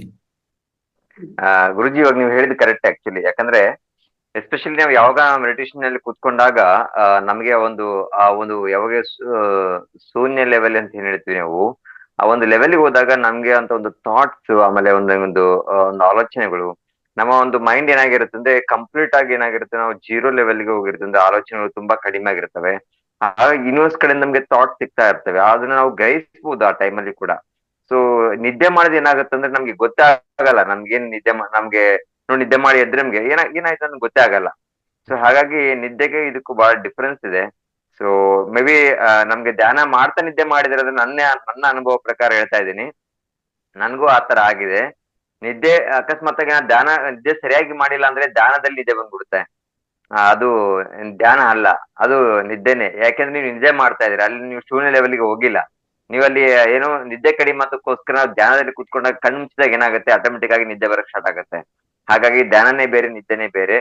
ಸೊ ನಿದ್ದೆಯಲ್ಲಿ ಹೋದಾಗ ಏನಾಗುತ್ತೆ, ನಮ್ದು ಆ ಒಂದು ಏನು ಮೈಂಡೇ ಬೇರೆ ಇರ್ತದೆ. ಧ್ಯಾನ ಲೆವೆಲ್ ಹೋದಾಗ ನಮ್ಮ ಒಂದು ಶೂನ್ಯ ಸ್ಥಿತಿ ಅದನ್ನೇ ಬೇರೆ ಇರುತ್ತೆ ಅಂತ ನನ್ನ ಒಂದು ಸ್ವತಃ ಅನಿಸಿಕೆ. ಏನ್ ತಪ್ಪಿದ್ರೆ ಕ್ಷಮಿಸಿ. ರಾಜಾ ಸರ್, ನೀವು ಹೇಳಿದ್ದು ನಿಜ. ಇಲ್ಲಿ ಒಟ್ನಲ್ಲಿ ನನಗೆ ಅರ್ಥ ಆಗಿರುವಂತದ್ದು ಈ ಒಂದು ಧ್ಯಾನ ಅನ್ನುವಂಥದ್ದು ಸಾಧನೆಗೆ ಸಂಬಂಧಪಟ್ಟಂಗೆ,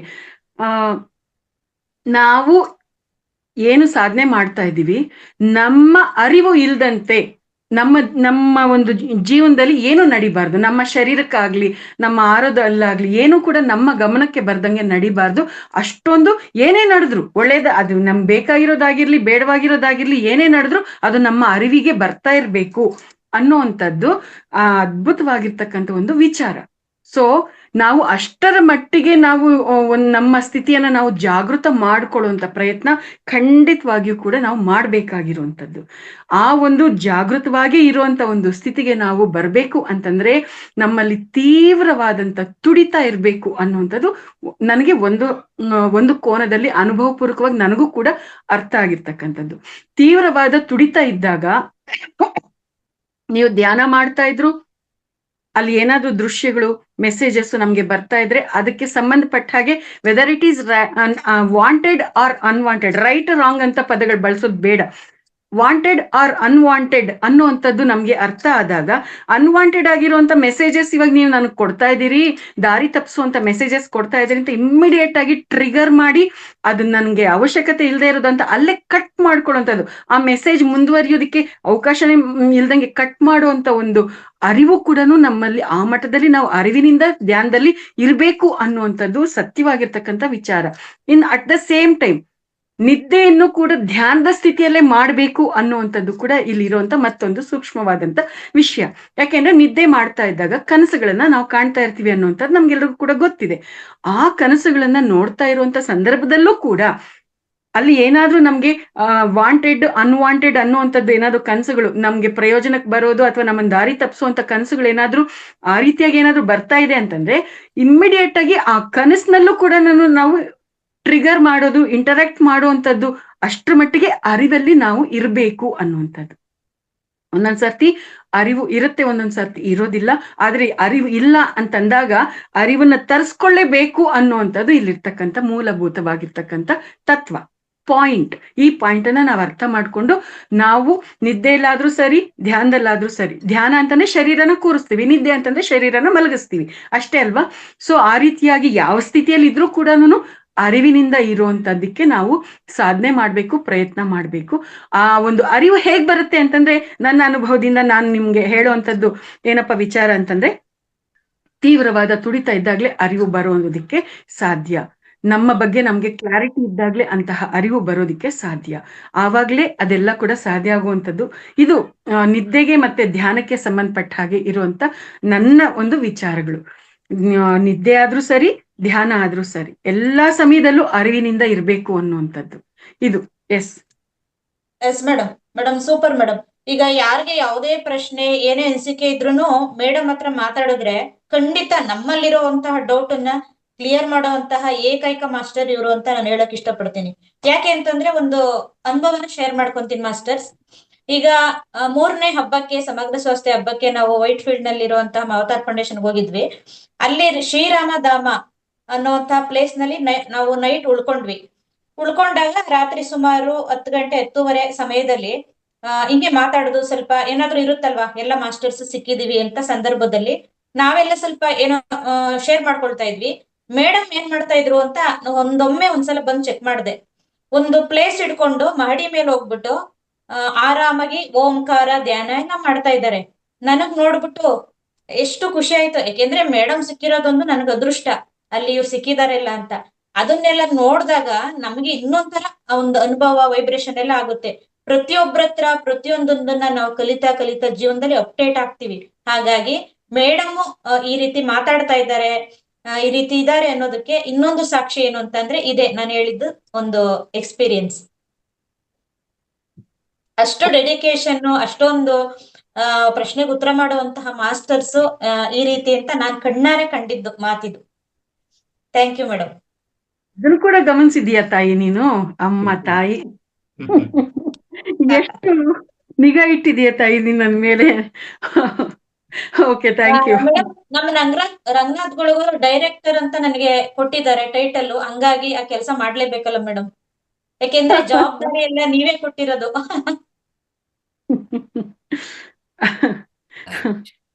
ಲಕ್ಷ್ಮೀಕಾಂತಮ್ಮ, ಫೈನಲ್ ಲಂಚ್ಗೆ. ಈಗ ನಮಸ್ಕಾರ ಎಲ್ಲರಿಗೂ. ಈಗ ತಾವು ಧ್ಯಾನದ ಬಗ್ಗೆ ಅಥವಾ ನಿದ್ದೆ ಬಗ್ಗೆ ತಾವು ಹೇಳಿದ್ದು ನನ್ಗೆ ಅರ್ಥ ಆಯ್ತು. ಆದ್ರೂ ನಾನು ಧ್ಯಾನದಲ್ಲಿ ಕುಳಿತಾಗ ಸರ್, ಈಗ ಕುಳಿತಿರ್ತೀವಿ, ಒಂದೊಂದ್ಸರಿ ಏನೂ ಗೊತ್ತಾಗಲ್ಲ ಎಲ್ಲಿರ್ತೀವಿ ಅಂತೇಳಿ. ಒಂದೊಂದ್ಸರಿ ಏನೋ ಕಾಣಿಸ್ತಾ ಇರ್ತದೆ, ಕಲ್ಲು, ಚಿತ್ರಕಲೆ ಅವೆಲ್ಲ. ಮತ್ತೆ ಮತ್ತೆ ಎಚ್ಚರ ಆಗುತ್ತೆ. ಮತ್ತೆ ಎಚ್ಚರ ಅಂದ್ರೆ ಕಣ್ಣು ಬಿಟ್ಟಿರಲ್ಲ. ಮತ್ತೆ ಅದೇ ತರ ನಾವು ಧ್ಯಾನಕ್ಕೆ ಹೋಗ್ತೀವಿ. ಮತ್ತೆ ಸ್ವಲ್ಪ ಹೊತ್ತು ಬ್ಲಾಂಕ್ ಆಗುತ್ತೆ, ಮತ್ತೆ ಏನೋ ಕಾಣುತ್ತೆ, ಮತ್ತೆ ತಲೆ ಮುಂದಕ್ಕೆ ಬಾಕೊಂಡು ಹೊಡೋಗಿರ್ತೀವಿ.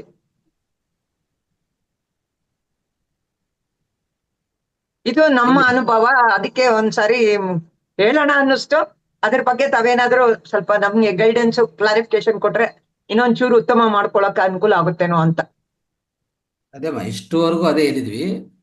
ನೀವು ಯಾವ್ದ್ರಲ್ಲಿದ್ರು ಶೂನ್ಯತೆ ಅನ್ನೋದು ಬಹಳ ಇಂಪಾರ್ಟೆಂಟ್ ಆಗುತ್ತೆ. ಆ ಶೂನ್ಯತೆನೇ ಹೆಚ್ಚು ಮಾಡ್ಕೋಬೇಕು. ಅದರಲ್ಲಿ ನಿಮಗೆ ಶೂನ್ಯತೆ ಇರುವಾಗನೇ ನಿಮ್ಮಲ್ಲಿ ಈ ವಿಶ್ವಶಕ್ತಿ ಸಂಗ್ರಹಣ ಆಗುತ್ತೆ. ಅರ್ಥ ಆಯ್ತಾ? ವಿಶ್ವಶಕ್ತಿ ಎಷ್ಟು ಆಳವಾದ ರೀತಿಯಲ್ಲಿ, ಎಷ್ಟು ಹೆಚ್ಚು ಪ್ರಮಾಣದಲ್ಲಿ ನಮಗೆ ವಿಶ್ವಶಕ್ತಿ ಸಿಗ್ತಾ ಇರ್ತದೋ, ನಮ್ಮಲ್ಲಿರುವಂಥ ಸೂಕ್ಷ್ಮ ಶರೀರ ಆಗ್ಬೋದು, 3ನೇ ಕಣ್ಣಾಗ್ಬೋದು, ಎರಡೂ ಉತ್ಪನ್ನ ಆಗುತ್ತೆ. ಇಲ್ಲಾಂದ್ರೆ ಉತ್ಪನ್ನ ಆಗೋದಿಲ್ಲ. ಅರ್ಥ ಆಯ್ತಾ? ಅದಕ್ಕೋಸ್ಕರ ಅದು ನಿರಂತರ ಪ್ರಯತ್ನ, ಒಂದು ದಿವಸದ ಅಲ್ಲ, ಅದು ನಿರಂತರ ಜೀವನ ಕಾಲ ಪರ್ಯಂತ ನಾವು ಮಾಡ್ತಾನೆ ಇರಬೇಕಾಗತ್ತೆ. ಅದು ಈ ಜೀವನದಾಗಲಿ ಇನ್ನೊಂದು ಜೀವನ ಆಗಲಿ ಪರವಾಗಿಲ್ಲ. ಬಟ್ ಆದರೆ ನಮ್ಗಿರುವಂಥ ಮೇಯ್ನ್ ಇಂಪಾರ್ಟೆಂಟ್ ಪ್ರಿನ್ಸಿಪಲ್ ಏನಂದ್ರೆ, ನಮ್ಮಲ್ಲಿ ಶೂನ್ಯತನ ಅಳವಡಿಸ್ಕೋಬೇಕು. ಈವನ್ ಎಚ್ಚರಿಕಿರುವಾಗನು, ಡೇ ಟೈಮಲ್ಲಿ ಆದರೂ ಪರವಾಗಿಲ್ಲ, ಜಾಸ್ತಿ ಮಾತಾಡಬಾರ್ದು. ಆದಷ್ಟು ಶೂನ್ಯತನು ಇಟ್ಕೋಬೇಕಾಗತ್ತೆ ನಮ್ಮಲ್ಲಿ. ಮೌನದಲ್ಲಿ ಇರಬೇಕು ಅಂತ ಹೇಳ್ತಿರಲ್ಲ, ಮೌನದಲ್ಲಿ ಇರಬೇಕು ಕಾರಣ ಇದೆ. ನಮ್ಮಲ್ಲಿ ಎಷ್ಟೆಷ್ಟು ಶೂನ್ಯತೆ ಹೆಚ್ಚಾಗ್ತಾ ಇದೋ ಅಷ್ಟು ಒಳ್ಳೇದು. ಅದು ದಿನ ಪ್ರಯತ್ನ, ಪ್ರತಿದಿನ ಮಾಡುವಂಥ ಒಂದು ಪ್ರಯತ್ನ, ಅದೊಂದು ಎಫರ್ಟ್ ಆಗ್ತಾನೆ ಇರ್ಬೇಕು ನಾವು. ನಾವೇನಂತ ಅನ್ಕೊಂತೀವಿ ಅಂದರೆ ಜಾಸ್ತಿ ಮಾತಾಡಿದ್ರೆ ತುಂಬ ಉತ್ತಮ, ಎಲ್ಲ ತುಂಬ ಗ್ರೇಟ್ ಅಂತ ಅನ್ಕೊಂತೀವಿ. ಜಾಸ್ತಿ ಮಾತಾಡಿದ್ರೆ ಉತ್ತಮ ಅಲ್ಲ ಅದು. ಜಾಸ್ತಿ ಮಾತಾಡೋದ್ರಲ್ಲಿ ಏನು ಪ್ರಯೋಜನ ಇಲ್ಲ. ಎಲ್ಲ ಸೈಲೆನ್ಸ್ ಇಸ್ ಪವರ್ ಅಂತ ಹೇಳ್ತೀವಿ ನೋಡಿ. ಸೈಲೆನ್ಸ್ ಇಸ್ ಪವರ್, ಅರ್ಥ ಆಯ್ತಾ? ಆ ಸೈಲೆನ್ಸಲ್ಲೇ ನಿಮಗೆಲ್ಲ ಸಿಗತ್ತೆ.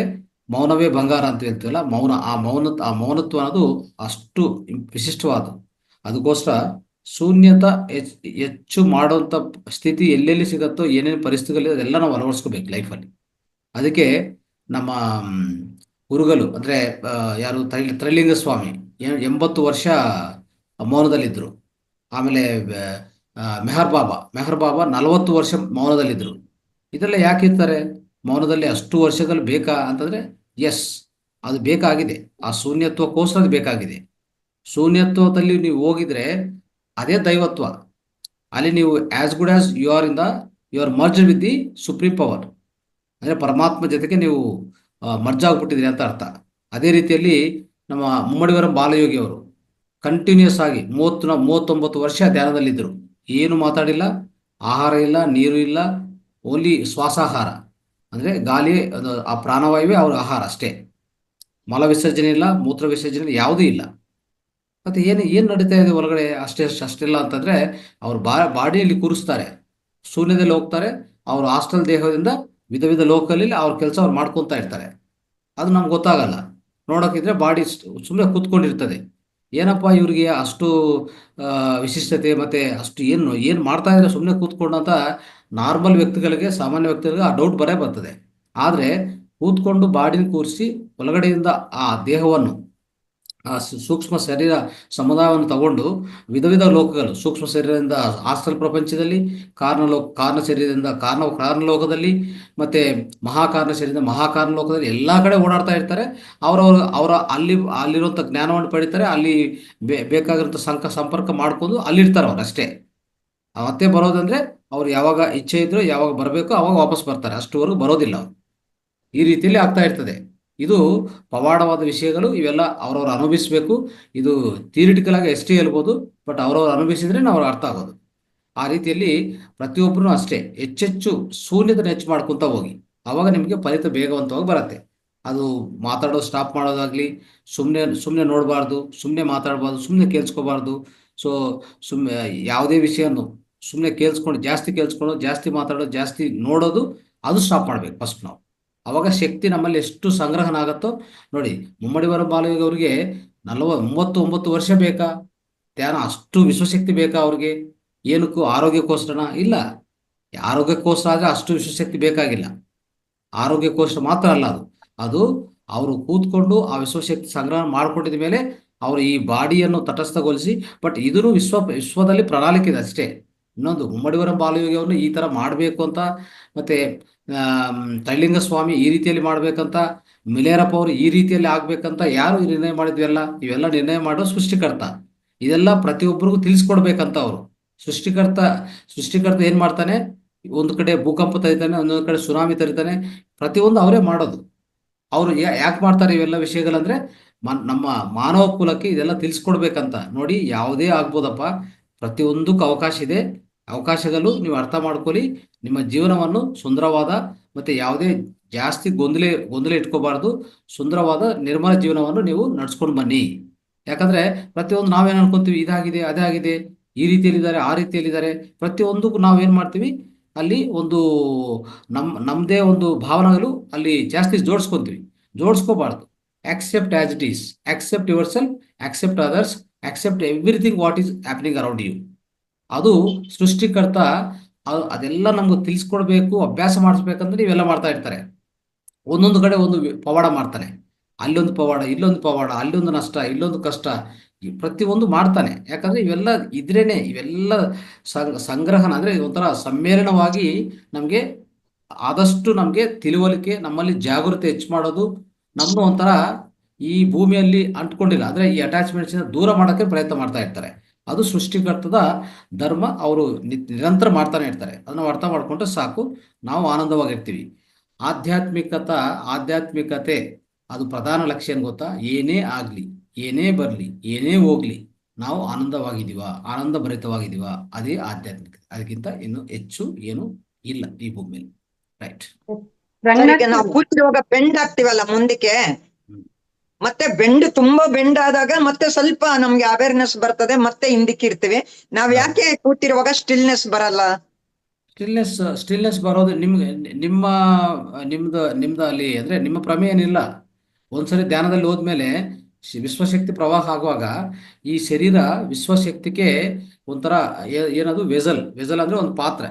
ಸೊ ಅದರಲ್ಲಿ ಅದು ಬರುವಾಗ ಅದು ಬೆಂಡ್ ಆಗ್ಬೋದು, ಇಲ್ಲಾಂದ್ರೆ ಪೂರ್ತಿ ರೋಲ್ ಆಗ್ಬೋದು. ಈಗ ತುಂಬಾ ಜನ ಈ ಯೋಗಾಸನದಲ್ಲಿ ಬಂದಿರೋದು ಆ ರೀತಿಯಲ್ಲಿ. ವಿಧ ವಿಧ ಯೋಗಾಸನದಲ್ಲಿ ಹೇಗೆ ಬಂತಂದ್ರೆ ಧ್ಯಾನದಲ್ಲಿ ಬಂದಿರುವಂತ ವಿಧ ವಿಧ ವಿನ್ಯಾಸಗಳಿವೆಲ್ಲ. ಅದೇ ರೀತಿಯಲ್ಲಿ ಈ ವಿಶ್ವಶಕ್ತಿ ಹೆಚ್ಚು ಬರುವಾಗ ಸ್ವಲ್ಪ ಜನ ಏನ್ ಮಾಡ್ತಾರೆ ಅಂದ್ರೆ ಈ ನೆಲದ ಮೇಲೆ ರೋಲ್ ಮಾಡ್ಕೊಂಡು ಹೋಗ್ತಾರೆ.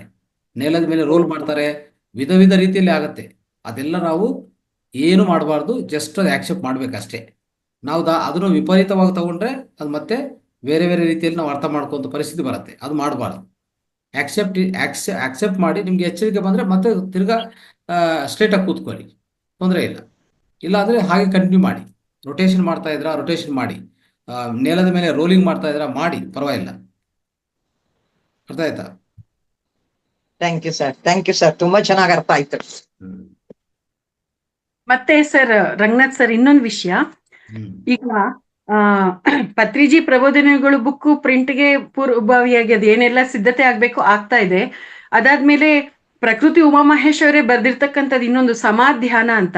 ಆ ಪುಸ್ತಕ ಆಲ್ರೆಡಿ ನನ್ನ ಕೈ ಕೊಟ್ಟಿದ್ದಾರೆ. ನಾನು ಅದರಲ್ಲಿ ಆಗ್ಲೇ ಈ ಒಂದು 5 ಕ್ವಶನ್ಸ್ಗೆ ಆನ್ಸರ್ಸ್ನ ನಾನು ಅಲ್ಲಿ ಟ್ರಾನ್ಸ್ಲೇಷನ್ ಮಾಡೋದು ನಡೆದಿದೆ. ಅಂದ್ರೆ ಇಲ್ಲಿ ನಾನು ಏನ್ ಹೇಳಕ್ ಹೊರಟಿದ್ದೀನಿ ಅಂತಂದ್ರೆ, ಇವಾಗ ಏನೆಲ್ಲ ಪ್ರಶ್ನೆಗಳು ಕೇಳ್ತಾ ಇದ್ದಾರೆ, ಆ ಎಲ್ಲಾ ಪ್ರಶ್ನೆಗಳು, ಬಹಳಷ್ಟು ಪ್ರಶ್ನೆಗಳಿಗೆ ಉತ್ತರವನ್ನ ಕೊಟ್ಟಿರುವಂತದ್ದು ಪ್ರಕೃತಿ ಉಮಾಮಹೇಶ್ ಅವರು ತಮ್ಮ ಸಾಧನೆಯ ಆ ಒಂದು ಮಾರ್ಗದಲ್ಲಿ, ತಮ್ಮ ಸಾಧನೆಯ ಒಂದು ಜೀವನದಲ್ಲಿ ಏನೆಲ್ಲ ಅನುಭವ ಜ್ಞಾನವನ್ನ ಪಡ್ಕೊಂಡಿದ್ದಾರೆ, ಅದ್ರ ಮುಖಾಂತರ ಅವರು ಆ ಎಲ್ಲಾ ಪ್ರಶ್ನೆಗಳಿಗೆ ಉತ್ತರಗಳನ್ನ ಕೊಟ್ಟಿರುವಂತದ್ದೇ ಏನಿದೆ ಅದೇ ಒಂದು ಪುಸ್ತಕವಾಗಿ ಸಮಾಧ್ಯಾನ ಅಂತ ಅವರು ರೆಡಿ ಮಾಡ್ಕೊಂಡಿರುವಂತದ್ದು. ಇವಾಗ ಅದ್ರ ಕನ್ನಡಕ್ಕೆ ಟ್ರಾನ್ಸ್ಲೇಷನ್ ಮಾಡುವಂತದ್ದು ನನಗೆ ಸಿಕ್ಕಿರುವಂತದ್ದು. ನಾನು ಅದನ್ನ ವರ್ಕ್ ಸ್ಟಾರ್ಟ್ ಮಾಡಿದ್ದೀನಿ. ಅದ್ರ ಜೊತೆಗೆ ಸರ್, ನೀವು ಮೌನದ ಬಗ್ಗೆ ಹೇಳಿದ್ರಲ್ಲ, ಮುಮ್ಮಿಡಿವರಂ ಬಾಲಯೋಗೀಶ್ವರ, ಮೆಹರ್ ಬಾಬಾ, ಮತ್ತೆ ತ್ರೈಲಿಂಗ ಸ್ವಾಮಿ, ಇವ್ರ ಬಗ್ಗೆ ಎಲ್ಲ ಹೇಳಿದ್ರಲ್ವಾ ಸರ್. ನಾಗೇಶ್ವರ ಮಾಸ್ಟರು ಮತ್ತೆ ಇನ್ನೊಬ್ರು ನಾಗಲಕ್ಷ್ಮಿ ಮೇಡಮ್ ಅಂತ, ಅವರಿಬ್ರು ಸೇರಿ ಈ ಮೌನಕ್ಕೆ ಸಂಬಂಧಪಟ್ಟಂಗೆ ಬಹಳಷ್ಟು ಇನ್ಫಾರ್ಮೇಶನ್ ಅನ್ನ ಅವರಿಬ್ರು ಗ್ಯಾದರ್ ಮಾಡಿದ್ದಾರೆ. ಅದಕ್ಕೆ ಮೌನ ಮಹಾವಿಜ್ಞಾನ ಅಂತಾನೆ ಒಂದು ಶೀರ್ಷಿಕೆ ಕೊಟ್ಟಿದ್ದಾರೆ. ನೆಕ್ಸ್ಟ್ ಇವಾಗ ಅದನ್ನ ನಾನು ಟ್ರಾನ್ಸ್ಲೇಷನ್ ಮಾಡ್ಬೇಕಾಗಿರುವಂತ ಜವಾಬ್ದಾರಿ ನಂದು. ಮೊನ್ನೆ ಕೂಡ నాగేశ్వర మాస్టరు ఫోన్ ಮಾಡಿದ್ರು, తల్లి ఇప్పుడు నెక్స్ట్ నువ్వు ఈ పుస్తకాన్ని సిద్ధం చేసి ఇచ్చేస్తే మనం దాన్ని రెడీ చేసేసుకుందాము ಅಂತ ಹೇಳಿದ್ರು. ಸೊ ಸರ್, ನೀವು ಹೇಳಿದ ತಕ್ಷಣ ಎಷ್ಟು ಚೆನ್ನಾಗಿ ಆಗ್ಲೇ ಒಂದಕ್ಕೊಂದಕ್ಕೆ ಬೇಕಾಗಿರುವಂತ ಕನೆಕ್ಟಿವಿಟಿಗೆ ಆ ಒಂದು ಪರಿಕಲ್ಪನೆಗಳು ಹೇಗ್ ಬರ್ತಾ ಇದೆ ಅನ್ನೋದು ನನಗ್ ತುಂಬಾ ಖುಷಿ ಆಯ್ತು. ಬಿಹೈಂಡ್ ದ ಸ್ಕ್ರೀನ್ ಏನ್ ನಡೀತಾ ಇದೆ ಅನ್ನೋ ಕ್ಲಾರಿಟಿ ನನಗ್ ಸಿಕ್ಕಿದ್ದು ನಿಮ್ಮ ಮಾತುಗಳಿಂದ, ನಿಮ್ಮ ಉದಾಹರಣೆಗಳಿಂದ. ಸೊ ಮೌನ ಮಹಾವಿಜ್ಞಾನ ಅನ್ನುವಂತ ಪುಸ್ತಕ ಮೌನದ ವಿಕಿಪೀಡಿಯಾ ಅಥವಾ ವಿಶ್ವಕೋಶ. ಮೌನಕ್ಕೆ ಸಂಬಂಧಪಟ್ಟಂಗೆ ಇನ್ನು ಅಷ್ಟು ಡೀಟೇಲ್ಸ್ ನಮ್ಗಿನ್ನೆಲ್ಲೂ ಸಿಗೋದಿಲ್ವೇನೋ. ಅಷ್ಟು ಕೋನಗಳಲ್ಲಿ ಮೌನದ ಬಗ್ಗೆ, ಆತ್ಮಸ್ಥಿತಿಯ ಬಗ್ಗೆ, ಶೂನ್ಯದ ಬಗ್ಗೆ ವಿವರಣೆಯನ್ನ ಕೊಟ್ಟಿದ್ದಾರೆ ಅಲ್ಲಿ ನಾಗೇಶ್ವರ ಮಾಸ್ಟರ್ ಅವರು. ಆ ಒಂದು ವಿಚಾರಗಳಿದೆಯಲ್ಲ, ರೋಮಾಂಚನ ಆಗತ್ತೆ. ನಮ್ಮ ಸ್ಥಿತಿಗತಿಗಳನ್ನ ನಾವು ನೀಟಾಗಿ ಸಿನಿಮಾ ನೋಡಿದಷ್ಟು ನಮ್ಮ ಬಗ್ಗೆ ನಮ್ಗೆ ಅರ್ಥ ಆಗ್ತಾ ಇರುತ್ತೆ. ಏನು ಕೋಲ್ ತಗೊಂಡ್ ಬಾರಿಸ್ದಂಗೆ, ಚಾಟಿ ತಗೊಂಡ್ ಬಾರಿಸ್ದಂಗಿರುತ್ತೆ ಆ ವಿಚಾರಗಳು. ಸೊ ನನಗೆ ತುಂಬಾ ಕ್ಯೂರಿಯಾಸಿಟಿ ಇದೆ, ಯಾವಾಗ ಇವೆಲ್ಲ ಬೇಗ ಟ್ರಾನ್ಸ್ಲೇಷನ್ ಮಾಡ್ತೀನಿ, ಯಾವಾಗ ಆ ಜ್ಞಾನನ ನಾನು ತುಂಬಿಕೊಳ್ತೀನಿ ಅನ್ನುವಂಥದ್ದು ನನಗೆ ಕಾತುರತೆ ಜಾಸ್ತಿ ಇದೆ. ಸೊ ಈ ಸಂದರ್ಭದಲ್ಲಿ ಇದನ್ನ ಹೇಳ್ಬೇಕು ಅನ್ನಿಸ್ತು ಸರ್. ಹಾಗಾಗಿ ನಿಮ್ಮೆಲ್ಲರ ಜೊತೆ ಹಂಚ್ಕೊಂಡೆ. ಮೌನ ಮಹಾವಿಜ್ಞಾನ ಎಷ್ಟು ಅದ್ಭುತವಾಗಿದೆ ನೋಡ್ರಿ ಆ ಒಂದು ಪುಸ್ತಕದ ಶೀರ್ಷಿಕೆ. Yes sir. Thank you madam, thank you.